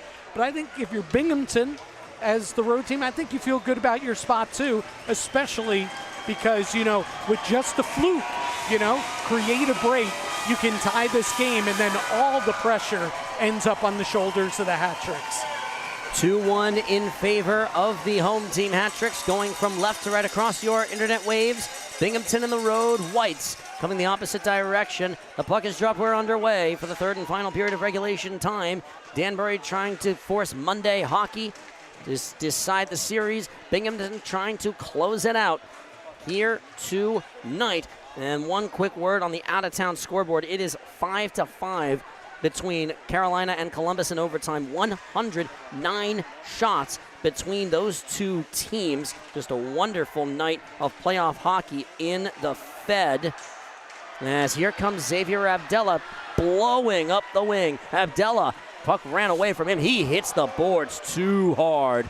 He's still down to the ice. He'll get up and head off. Glad to see him up and moving. That was a bit of a scary collision. Yeah, you don't often see him lead the rush like that, and he was going so fast, he just ran out of real estate and went down hard into the boards. Black Bears stayed barely onside. Marchessault, guy who's more used to leading the rush. Slaloms, drops it, shot, scores! 3-1 Hat Tricks. Jacob Radcliffe off the pipe to make it 3-1, a minute and 8 in. What a shot by Jacob Radcliffe. He went far side up and under the crossbar, beating Taylor Joseph. Boy, that is a neat shot off the rush. And the Hat Tricks regain the 2-goal lead just a minute 8 into period number 3. His 4th goal of the playoffs, his 2nd point of the night. A wild sequence, a wild look, and a great start to the frame for the Hat Tricks, trying to force Game 3 on Monday. It'll be a 7 p.m. puck drop if they can get it there. Hat Tricks have 18 minutes and 33 more seconds to go, trying to win this game, looking for the tip by Ojic overhead, so he'll regroup it. That's going to be played with a whistle. Yep, played with a high stick, which that seemed pretty obvious, I would say. Yep, that was the right call. Ojic doing his job, going to the front of the net, and the puck fluttered up high, and he just hit it with the high 6. So the faceoff comes outside the Binghamton Black Bear blue line. A minute and 36 seconds into the frame. Danbury and Binghamton. Closest rivals, I believe, Danbury's closest geographic opponent is the Binghamton Black Bears. Not so for Binghamton. Elmira's closer to them. 2-on-1 chance. Kuznetsov breaks in, turns, fires, save made by Taylor Joseph. Radcliffe, the goal being announced in-house. 88 Marchesson will get the assist, his second point of the evening. The secondary assist going to Riley Robertson. His third point of the postseason. Only had 1 point throughout the course of the regular season. Piled up a goal and an assist the first game of the playoffs in Elmira, and getting in on a scoring binge in the postseason. Listen, man, he's been saving it for the postseason. Hey, they need it. Clean face-off win for Ruiz. Dowler will work it around. Vanel turns, fires. He caught his friend Johnny Ruiz on the side of his hip. Puck goes down. This is going to be a penalty against Johnny Ruiz. That's going to be called, I think, a trip, as Benel will come over and get the touch-up, in Binghamton, who's 1 for 1 on the power play, has a chance to cut one back. And that's a big loss, defensively speaking, to not have Johnny out there on the ice. Yeah, for the face-offs and certainly for his all-around work on the penalty kill. He's one of their key penalty killers. So the captain's in the box. Second straight game that he's had a minor penalty. And for Johnny, that's a mouthful right there. This guy does not pick up a lot of penalty minutes. But this is a big penalty here, big power play for Binghamton. Vieri will play it across to the circle. Both teams 1 for 1 on the man advantage. Anderson across the circle, winds up for the slap shot. Puck blocked a little bit wide, never got on Wilson. Binghamton had the most successful power play in the regular season. To the slot for Lopez. Schultz, Anderson, Lowe turning. Decided not to shoot it, did Olivieri. Turns and fires, kick save by Wilson. Puck bounces to the slot. Olivieri up to the point. Anderson turns, fires, blocked by Johnny McDonald. Olivieri will turn and look for somewhere to go with it. Has the circle for Schultz. Anderson, tap, pass, shot goes a little bit wide. McDonald got a piece of it on the way in. Back to the point we go. 1:05 left on the man advantage. Schultz, deliberate. Olivieri holds it, winds up, shot blocked by McDonald, who will clear it the length of the ice. Joseph out looking for the long pass across the neutral zone. He connected with it initially. Xavier Abdella broke it up, and on comes De Benedette. In tight, couldn't connect on the pass, could Xavier Abdella with De Benedette. They'll get more defensive zone time as they fly it out. That somehow stayed on. Falanga comes in and shoots it over the crossbar. Michael Falanga has been an excellent addition to the lineup tonight, not reflected in the point scoring, but as far as all the little stuff and the annoying nonsense and some just smart plays that just haven't been rewarded, he's looked great tonight. Yeah, there's been nothing annoying about him except the fact that he's been like a gnat, real gnat out there. The little guy's whizzing around. Well, from the Black Bear perspective, it's annoying. Well, that's what I mean. Yeah. Absolutely. Really, really nice night from Falanga. And a pretty good penalty kill here so far by Danbury. Final 5 seconds of the man advantage. Robertson will break this up. Wanted to get it to Yates. The penalty expires. Ruiz is out of the box. Garwood turning, looking for the shot. Blocked. I think he caught Lewis. He caught his own man on the way in. Ruiz will get it ahead. McKittrick and De Benedette, the forwards with him. Ruiz glides in. Lost control of it. Goes to the wall. Pamelayan will keep it in. McKittrick tried to get to it. Tyson Kirkby can't get it out. McKittrick has Ruiz at the circle through. Ruiz puts it a little bit wide of the post. Had exactly the right idea and just a little bit offline for the hat-trick captain, who's already got a goal tonight. He slams his stick down as he heads to the bench. Jurich, the save made by Brian Wilson. Tyler Jurich, a clean look, spinning to try and create a shot as Fitzgerald. The shot blocked up top and into the protective netting and down. 3-1 Danbury holding on to their lead. A successful penalty kill. And now we get a little more pushing and shoving. Ojic getting into it a bit more with Sparrow. Just kind of regular old playoff hockey stuff between two teams who just don't like each other. But guys, got to stay away from that stuff. Don't escalate anything. Yeah. Just leave it be and move yourself on to the next play. Love the sense of desperation by the hat-tricks here in the period. McDonald flew in front of 2 pucks to block them. And here at the end, Xavier Abdella with the big block shot as well. Selling out in front of their goalie, Brian Wilson. Sheehan loses the face-off. Fitzgerald. Parker trying to work his way free.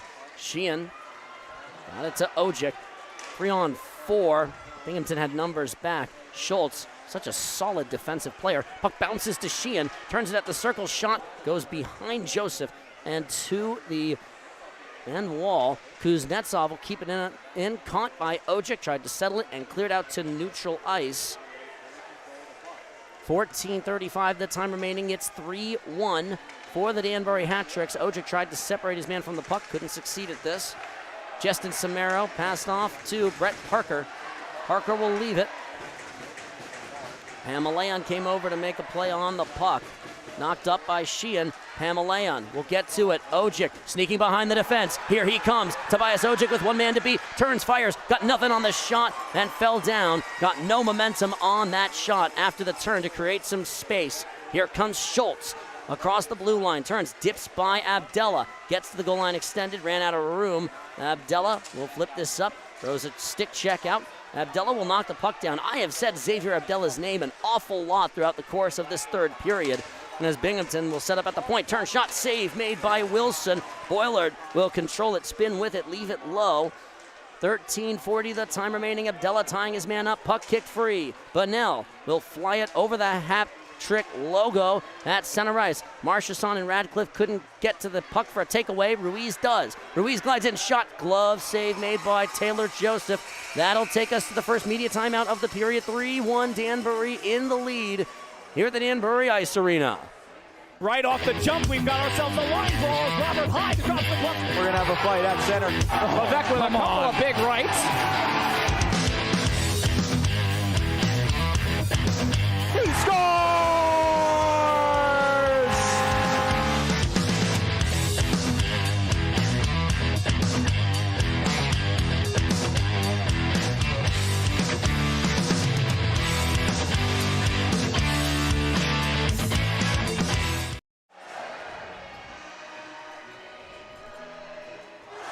McCabe's Classic Deli in Brookfield is ready to serve you breakfast, lunch, and dinner. Grab and go or ready to heat and eat. McCabe's food is food with a Bronx flair. If the Hat Tricks win tonight, everyone has won a buy one, get one free breakfast sandwich from McCabe's Classic Deli in Brookfield.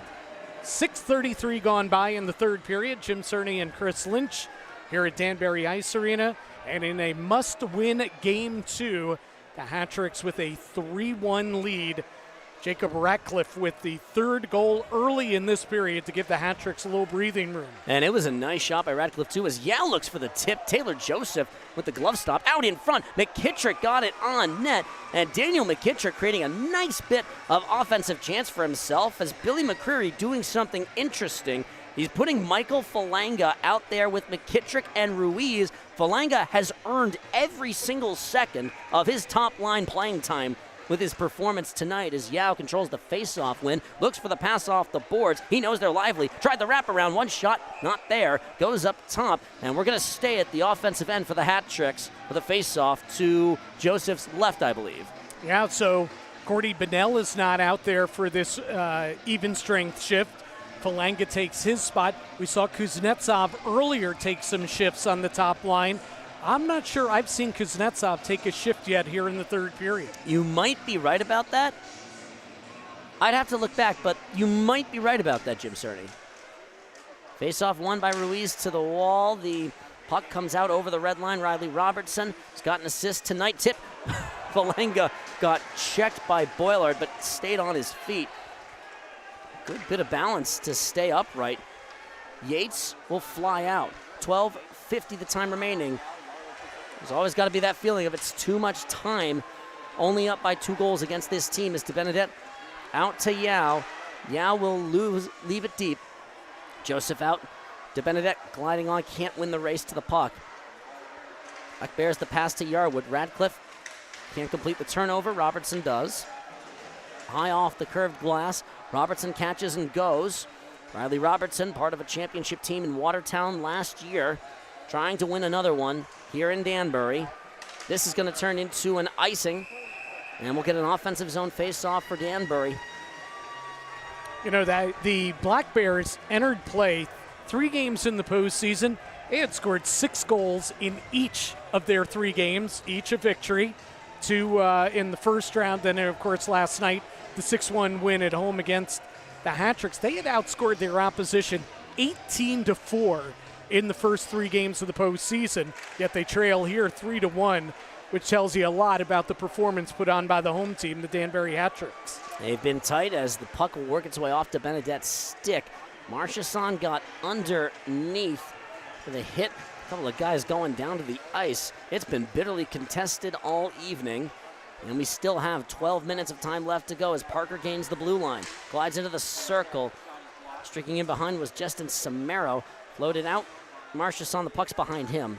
Fitzgerald can get to and hold it. Colin Fitzgerald handed off. Parker tries to get through some traffic. Too many black jerseys right on top of him. And Jake Schultz has to go back out to play it. Joseph flubs it, but does get enough on it. He gets a bit lucky with how that pass connects. Across Anderson, in, shot, too high. Rebound, bounces off the glass. Ojic will get this out. Sheehan comes over to play it. Self-pass, tries to get through Fitzgerald. Sheehan, the speed, Sheehan. So what a save by Taylor Joseph. An incredible save, stretching across like a gymnast to stop it. Biggest save of the game for the Black Bear goaltender. Abdella will work it around the wall. Fitzgerald lost it. Sheehan can't get it out. Hat-Tricks do get a bit of good fortune as it bounced a little bit too far from Lewis to keep it in the attacking end. Binghamton with some life. Ruiz with a hit on Austin Thompson. Yeah, I think that was more a collision than yeah, hit. He wasn't trying to. He just happened to be in the way. Yeah. Johnny knocks it down. Pamelayan up to Ruiz. Knocked down by Schultz. Long pass ahead for Thompson. Turns and looks for it at the circle. Wheeling and dealing with it. McKittrick will come over. Takes a check. Ruiz gets it out. It's knocked down by Boilard. Bunnell spins out of the worst of a hit. And what do we have? This is an offside. Offside, yeah. Yep, that's a pretty easy call. Yeah, they were just trying to dump it back in to get everybody back onside for the touch-up. And instead it hit a Black Bear right in the midsection. So the faceoff will come on out to center ice with 10:21 to go in the third period. Danbury 3, Binghamton 1 in a must-win game for the Hat-Tricks. That Carolina and Columbus game has hit the end of the first overtime, so double overtime in Winston-Salem. Those 2 teams are going to be exhausted with either Columbus moving on or a game 3 tomorrow. Tomorrow, man. That's hard turnaround. 3-3 with the traveling, from Georgia to North Carolina. And a part of Columbus, Georgia, on that part right on the Alabama border, that is not very close to the Carolinas. That's a hard ride going in through the heart of the South. And now playing double overtime, and if there's a game tomorrow, man. Another icing by Binghamton. Playoff hockey is something else, man. Yeah, I mean, especially at this level, with the travel. And it's so tough, man, when you're talking about a best-of-3 series. I mean, you have one hiccup, and that could be and you're it done. for you. Yeah, you have one thing that you mess up on, you're done. And, of course, the Hat-Tricks had their hiccup last night, their worst loss of the season, a 6-1 loss in Binghamton. But, boy, they've answered the bell tonight. Under 10 minutes left to go. That is a lot of time for this Binghamton offense as Tyson Kirkby tries to get by Robertson. Kirkby will pull up. Robertson staying right tight with him. DeBenedette tried to poke the puck free. It's on Yates' stick. He'll leave it low for Jurich. Turn, save made. Second shot off the side of the goal. Yates calling for it. Jurich. DeBenedette in tight. The puck sits, and DeBenedette will get out to it. Radcliffe tried to control it. It's at the point. Blocked down. Hit his own man in the process. Radcliffe hit the ice hard. Pass out forward to DeBenedette. Swap spots with Marchesson. They're offsides by just a moment. That'll take us to the under 10. 3-1 Danbury here on the Danbury Hat-Tricks YouTube channel.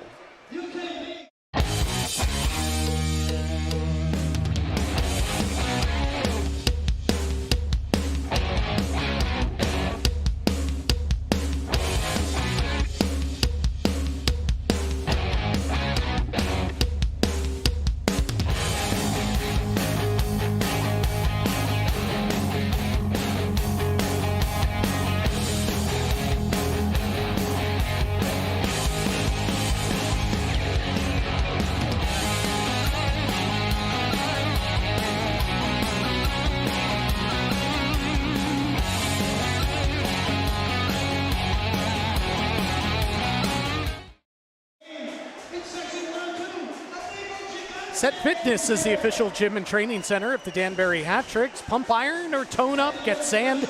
Don't get sand kicked in your face this summer. Join Set Fitness and be the best you.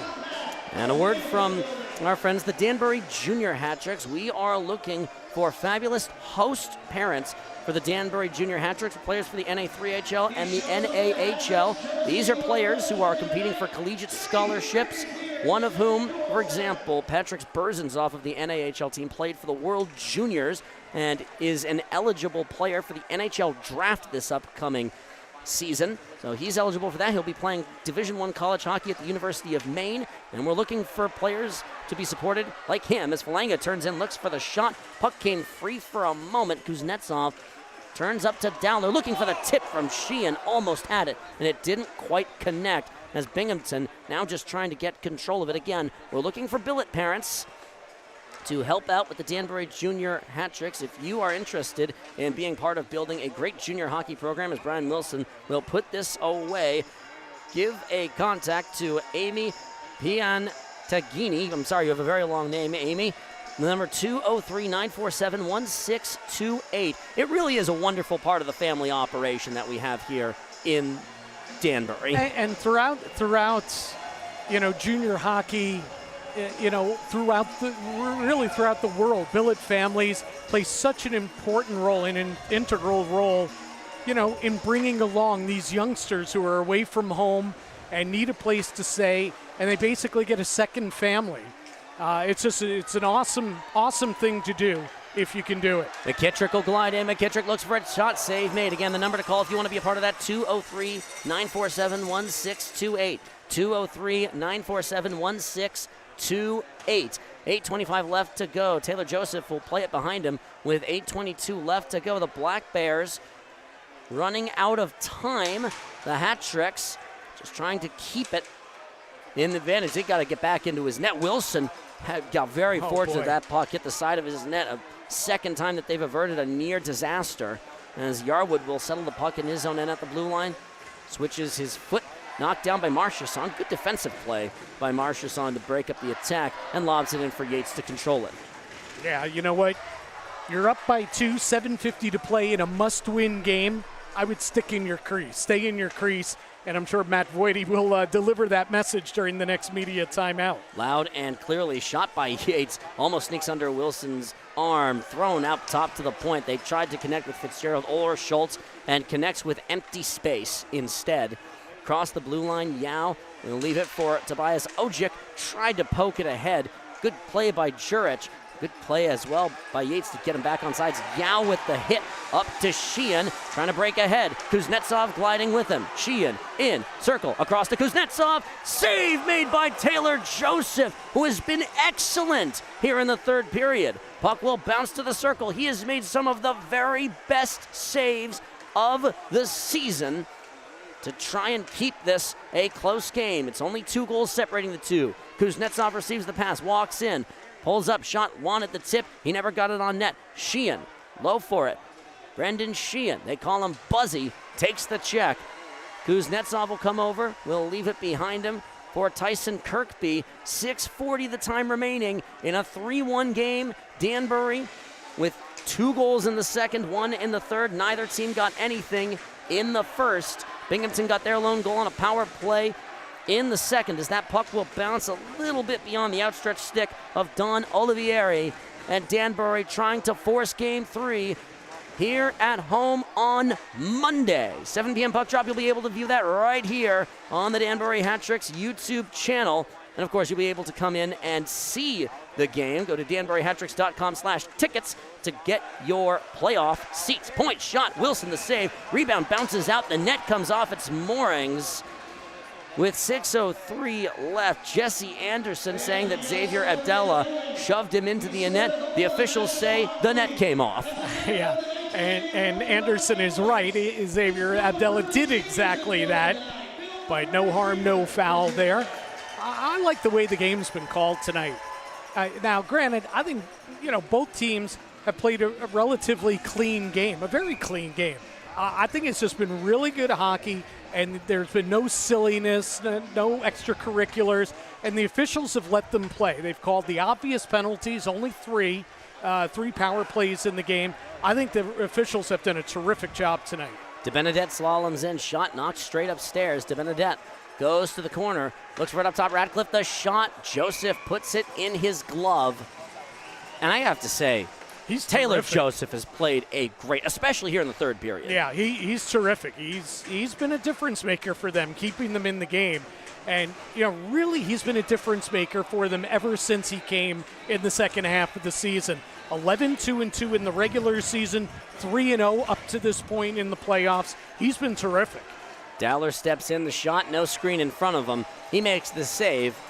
And again, nobody right in front of him, so he can see that shot all the way. But still, you have to make the save. Yeah, no, that was an easy save, but he's made, some 10-bell saves in this one tonight. He's been fantastic. Very impressed with him. Low for DeBenedette. Up to Dowler. He's had a couple of good offensive chances. Shot almost trickles through. It bounces over Joseph. McDonald will step into it. He tries it again. It's blocked by Chad Lopez, who will try to get it up ahead, in to the circle, gliding, falling down. Wilson with the stop to deny a great scoring chance for Austin Thompson. And crashing into the net for a few hat tricks. Yeah, Brendan Dowler, Johnny McDonald, as they were chasing Anderson, who had a breakaway. A little bit of goal hanging right now. You're down by 2. You're under 6 minutes to play in regulation. And, that is not a clean breakaway because the hat tricks caught up to him. That is still a breakaway nonetheless. And a good save by Wilson. Good effort by the hat tricks getting back as well. But you'll probably see a little bit more of that now as we get in the latter stages of the third period with Binghamton down by 2. And, of course, we'll have to keep our eye on the goalie as well. How early would they think about pulling him? I would say probably maybe around the 2.5, 3 minute mark. I would down think by 2.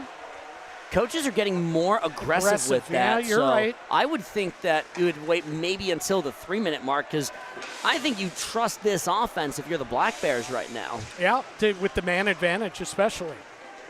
That would give them the man advantage, obviously, with the goalie pulled. That's right. Chip to Kuznetsov. He'll glide in across the blue line. Turns, fires, sails the shot a little bit wide. It'll come out to Robertson, who will just chuck it. That's perfect. Yep, that's fine. You have the advantage. I mean, you never stop looking for good scoring chances, but don't push it if you don't have it. And don't do anything dumb to give up and play behind you. Wow, look at the hat tricks here trying to clog the neutral zone. That's just good defensive hockey. Olivieri got a whack at it at neutralized. Robertson showing his value as they play it across the zone. Jurich couldn't connect with it. Bennell flips this one out for Sheehan. It's a little bit long from him. McKittrick got underneath it. Where's the puck? It's on the stick of Gavin Yates. Jurich comes over to try and gather it. Wrong round. Thompson tries to play it. Ruiz got to it. Johnny Ruiz will turn and look for it. Behind the net, looks for somewhere to go with it. Still on his stick. Spins, hands off the pass for Bennell. Radcliffe screaming off the bench. Puck to the slot. It's taken out by Anderson. Jurich leaves it in. Pamelayan couldn't get it out. Shot blocked down by Pamelayan before it ever got on Brian Wilson. Turning, shot, trickles a little bit high. Fitzgerald gets to the loose puck. Up to the slot, goes through Jurich to the point. The net is well off its moorings. The net is well off. They shot it anyway, and the official will come over and put it back on. With 3:28 left to go, the net is on at the blue line across.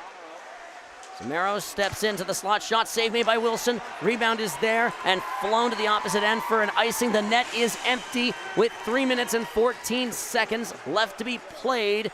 The Hat Tricks ice the puck up 3-1. We'll take a breather and come back in a moment with the final stretch here on the Danbury Hat Tricks YouTube channel.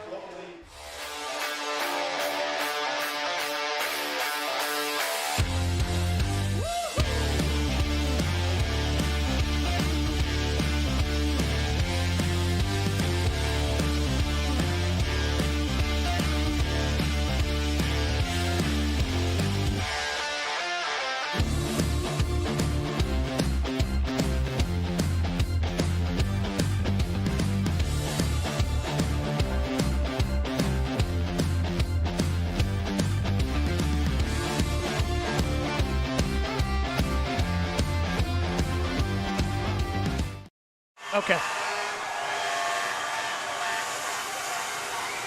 Do you want food and fun? Well, JJ Stacks in Brookfield features burgers, wings, shakes, ice cream, and mini golf. Check out the menu and spoil yourself. Take the trip down Federal Road and stack it at JJ Stacks. A lively crowd here at the Danbury Ice Arena being given a treat. 3 minutes, 14 seconds left to be played.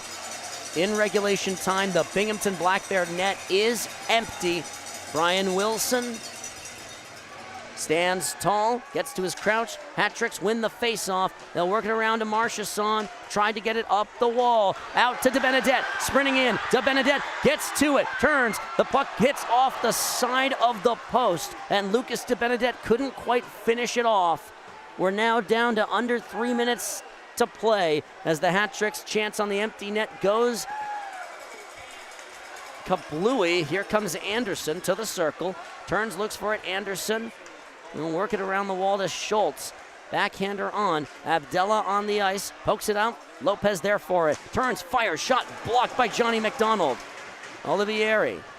The man there, Anderson. Looking for it. Anderson will step into it. Low to the circle. Shot blocked by McDonald. The Black Bears have scored. The Black Bears have scored to cut it to a 1-goal deficit with 2:26 to go. Mac Lewis makes it 3-2. And now the Black Bear fans have plenty to cheer about right now. Yeah, well, listen, we talked about how dangerous they are with the extra man, when they have a power play. Well, this is like a power play with your goalie pulled. And you know what? I wouldn't expect anything less. Back down to a 1-goal game. What a game this is. And Mac Lewis, the veteran, is able to poke it over the goal line. And 2:26 remains. Joseph is back between his pipes, and the hat-trick lead is now 3-2. Joseph waiting to head out, waiting for his team to get possession. Joseph halfway out, pucks across the blue line. Joseph will skate back into his crease. McKittrick and Bennell trying to keep this out in neutral territory. Puck will find its way out. 2:05 left to be played in regulation time. He'll head out. The Black Bears have possession of the puck. 2 minutes left. Down by 1. Binghamton looks to tie the game in what would be extremely dramatic fashion. Yao to the wall. Bennell can't get it out. They've already gotten 1 goal down a man.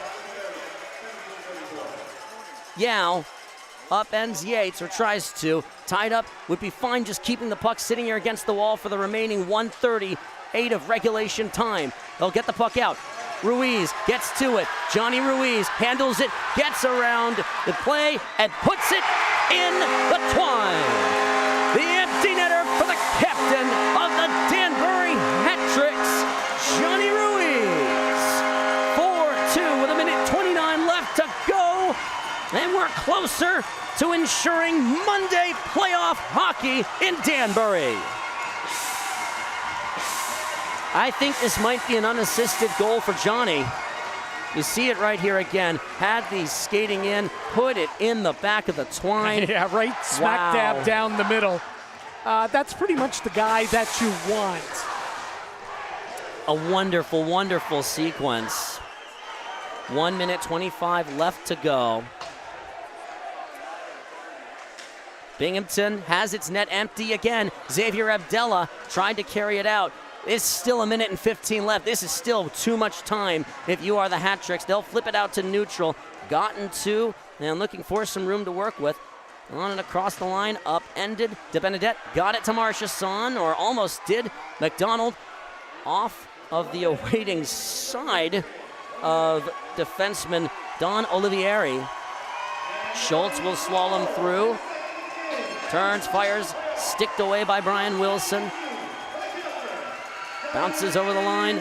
Puck floated up into neutral space. Where is it? DeBenedette tries to poke it free. The backhander goes on towards the net. It's a little bit wide from just on the correct side of the red line to avoid icing. 33 seconds left to go. Long pass ahead to Thompson. Yao out to Radcliffe. Gets crunched. Loose puck. Sheehan turns, fires, throws it towards the empty net. Tobias Ojic comes over, gets control of it, looks to put it on, threw it across and in off his backhand. Tobias Ojic, the empty net goal to make it 5-2, and frustration from Schultz as he slammed his stick and throws it in anger. to come back. Jurich is furious as well. We will have Monday playoff hockey, a Game 3 here at the Danbury Ice Arena.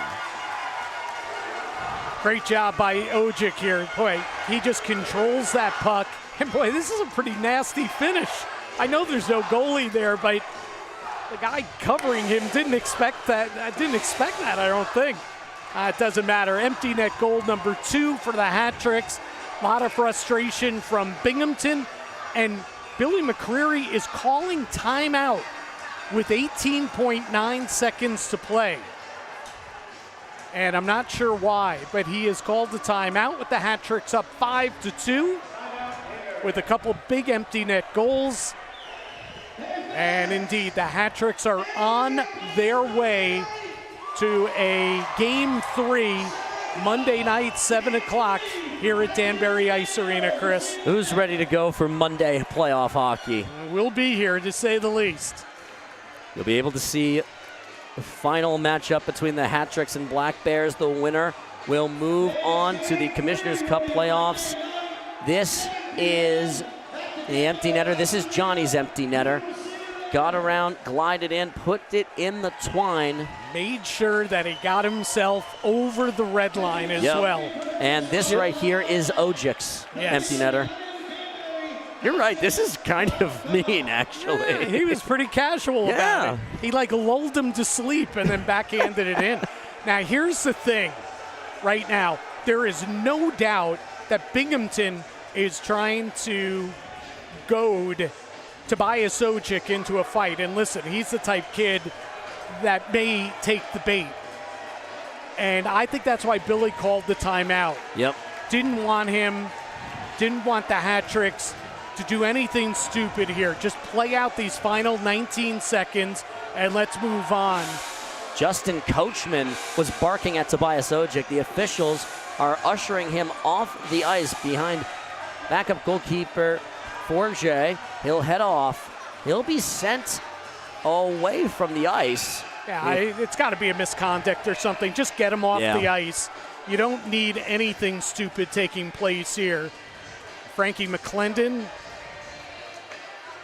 the Hat Tricks backup goalie, is having some words with several of the Black Bears as well. And Billy smartly went over and closed the door to his team's bench to make sure nobody left.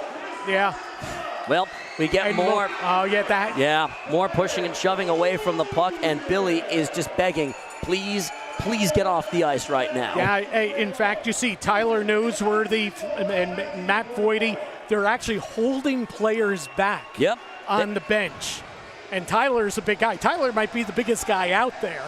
And, of course, he's behind the bench, assistant coach to Billy McCreary. And Nosey is one of the guys with the least amount of fear that you'll ever see in hockey.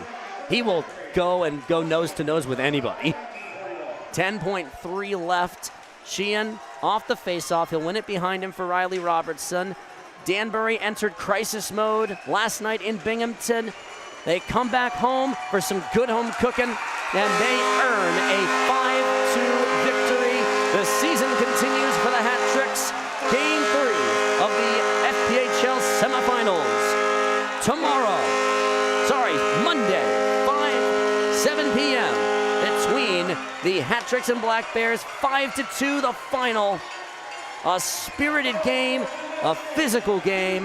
The Hat Tricks earn every single celebratory moment here, and they need one more to sew up their first trip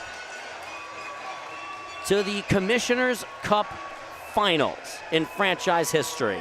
Well, they're halfway or 2/3 of the way to replicating what took place in the first round a year ago. Hat Tricks lost the first game on the road in Binghamton. They came back with a dramatic win in Game 2 last year, and they do it here again tonight. The final is 5-2. This game obviously was a heck of a lot closer than that, as Tobias Ojic raises the barrel and spins it at center ice. Crowd loving it. Billy McCreary saluting the crowd as well. Just a really big win for the Hat Tricks tonight. And boy, Johnny Ruiz fired up as he looks up to the crowd. Everybody enjoying it. Yeah, you know what? A well-earned day off, really, for both teams tomorrow. And then you're going to get the best out of both Monday night here at 7 o'clock as you see the Hat Tricks skating around the rink, saluting the crowd. And what a great crowd it was tonight at Danbury Ice Arena. Obviously, mainly Hat Trick fans, but you had your Black Bear fans here in attendance as well. Just an awesome night, really. The best hockey I think we've seen all season. Great competitors, great competition, some terrific goaltending on both sides. Just really, really good hockey. I'm glad it didn't evolve into anything in the final seconds, and we're able to clear the ice. And now we get set for our 3 stars of the game that will be introduced to the crowd here in a matter of seconds, I believe. Dre, the public address announcer, has those. 5-2 again, the final between the Hat Tricks and Black Bears as Johnny Ruiz, the last player to head off. They ring that bell that hangs in Section 108 in honor of longtime Danbury hockey supporter Melanie Frankel. Hangs in her honor. And we're just waiting for the go-ahead, and here we go. Here are the 3 stars of the game.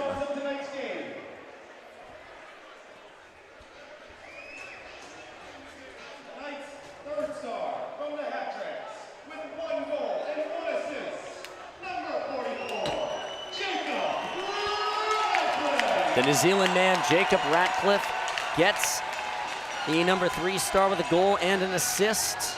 A goal that ended up being the game winner. He's had a terrific playoff, great night tonight. With 33 saves, number 30, The co-goalie of the year, Brian Wilson, a stellar game. A bounce-back performance, too, after allowing a season-high 6 goals last night in a 6-1 loss. He stops 33 of 35 shots tonight. And the number 1 star. the captain, number 19, Johnny. Johnny's hyped. Johnny wanted this one. He wants Game 3 Monday.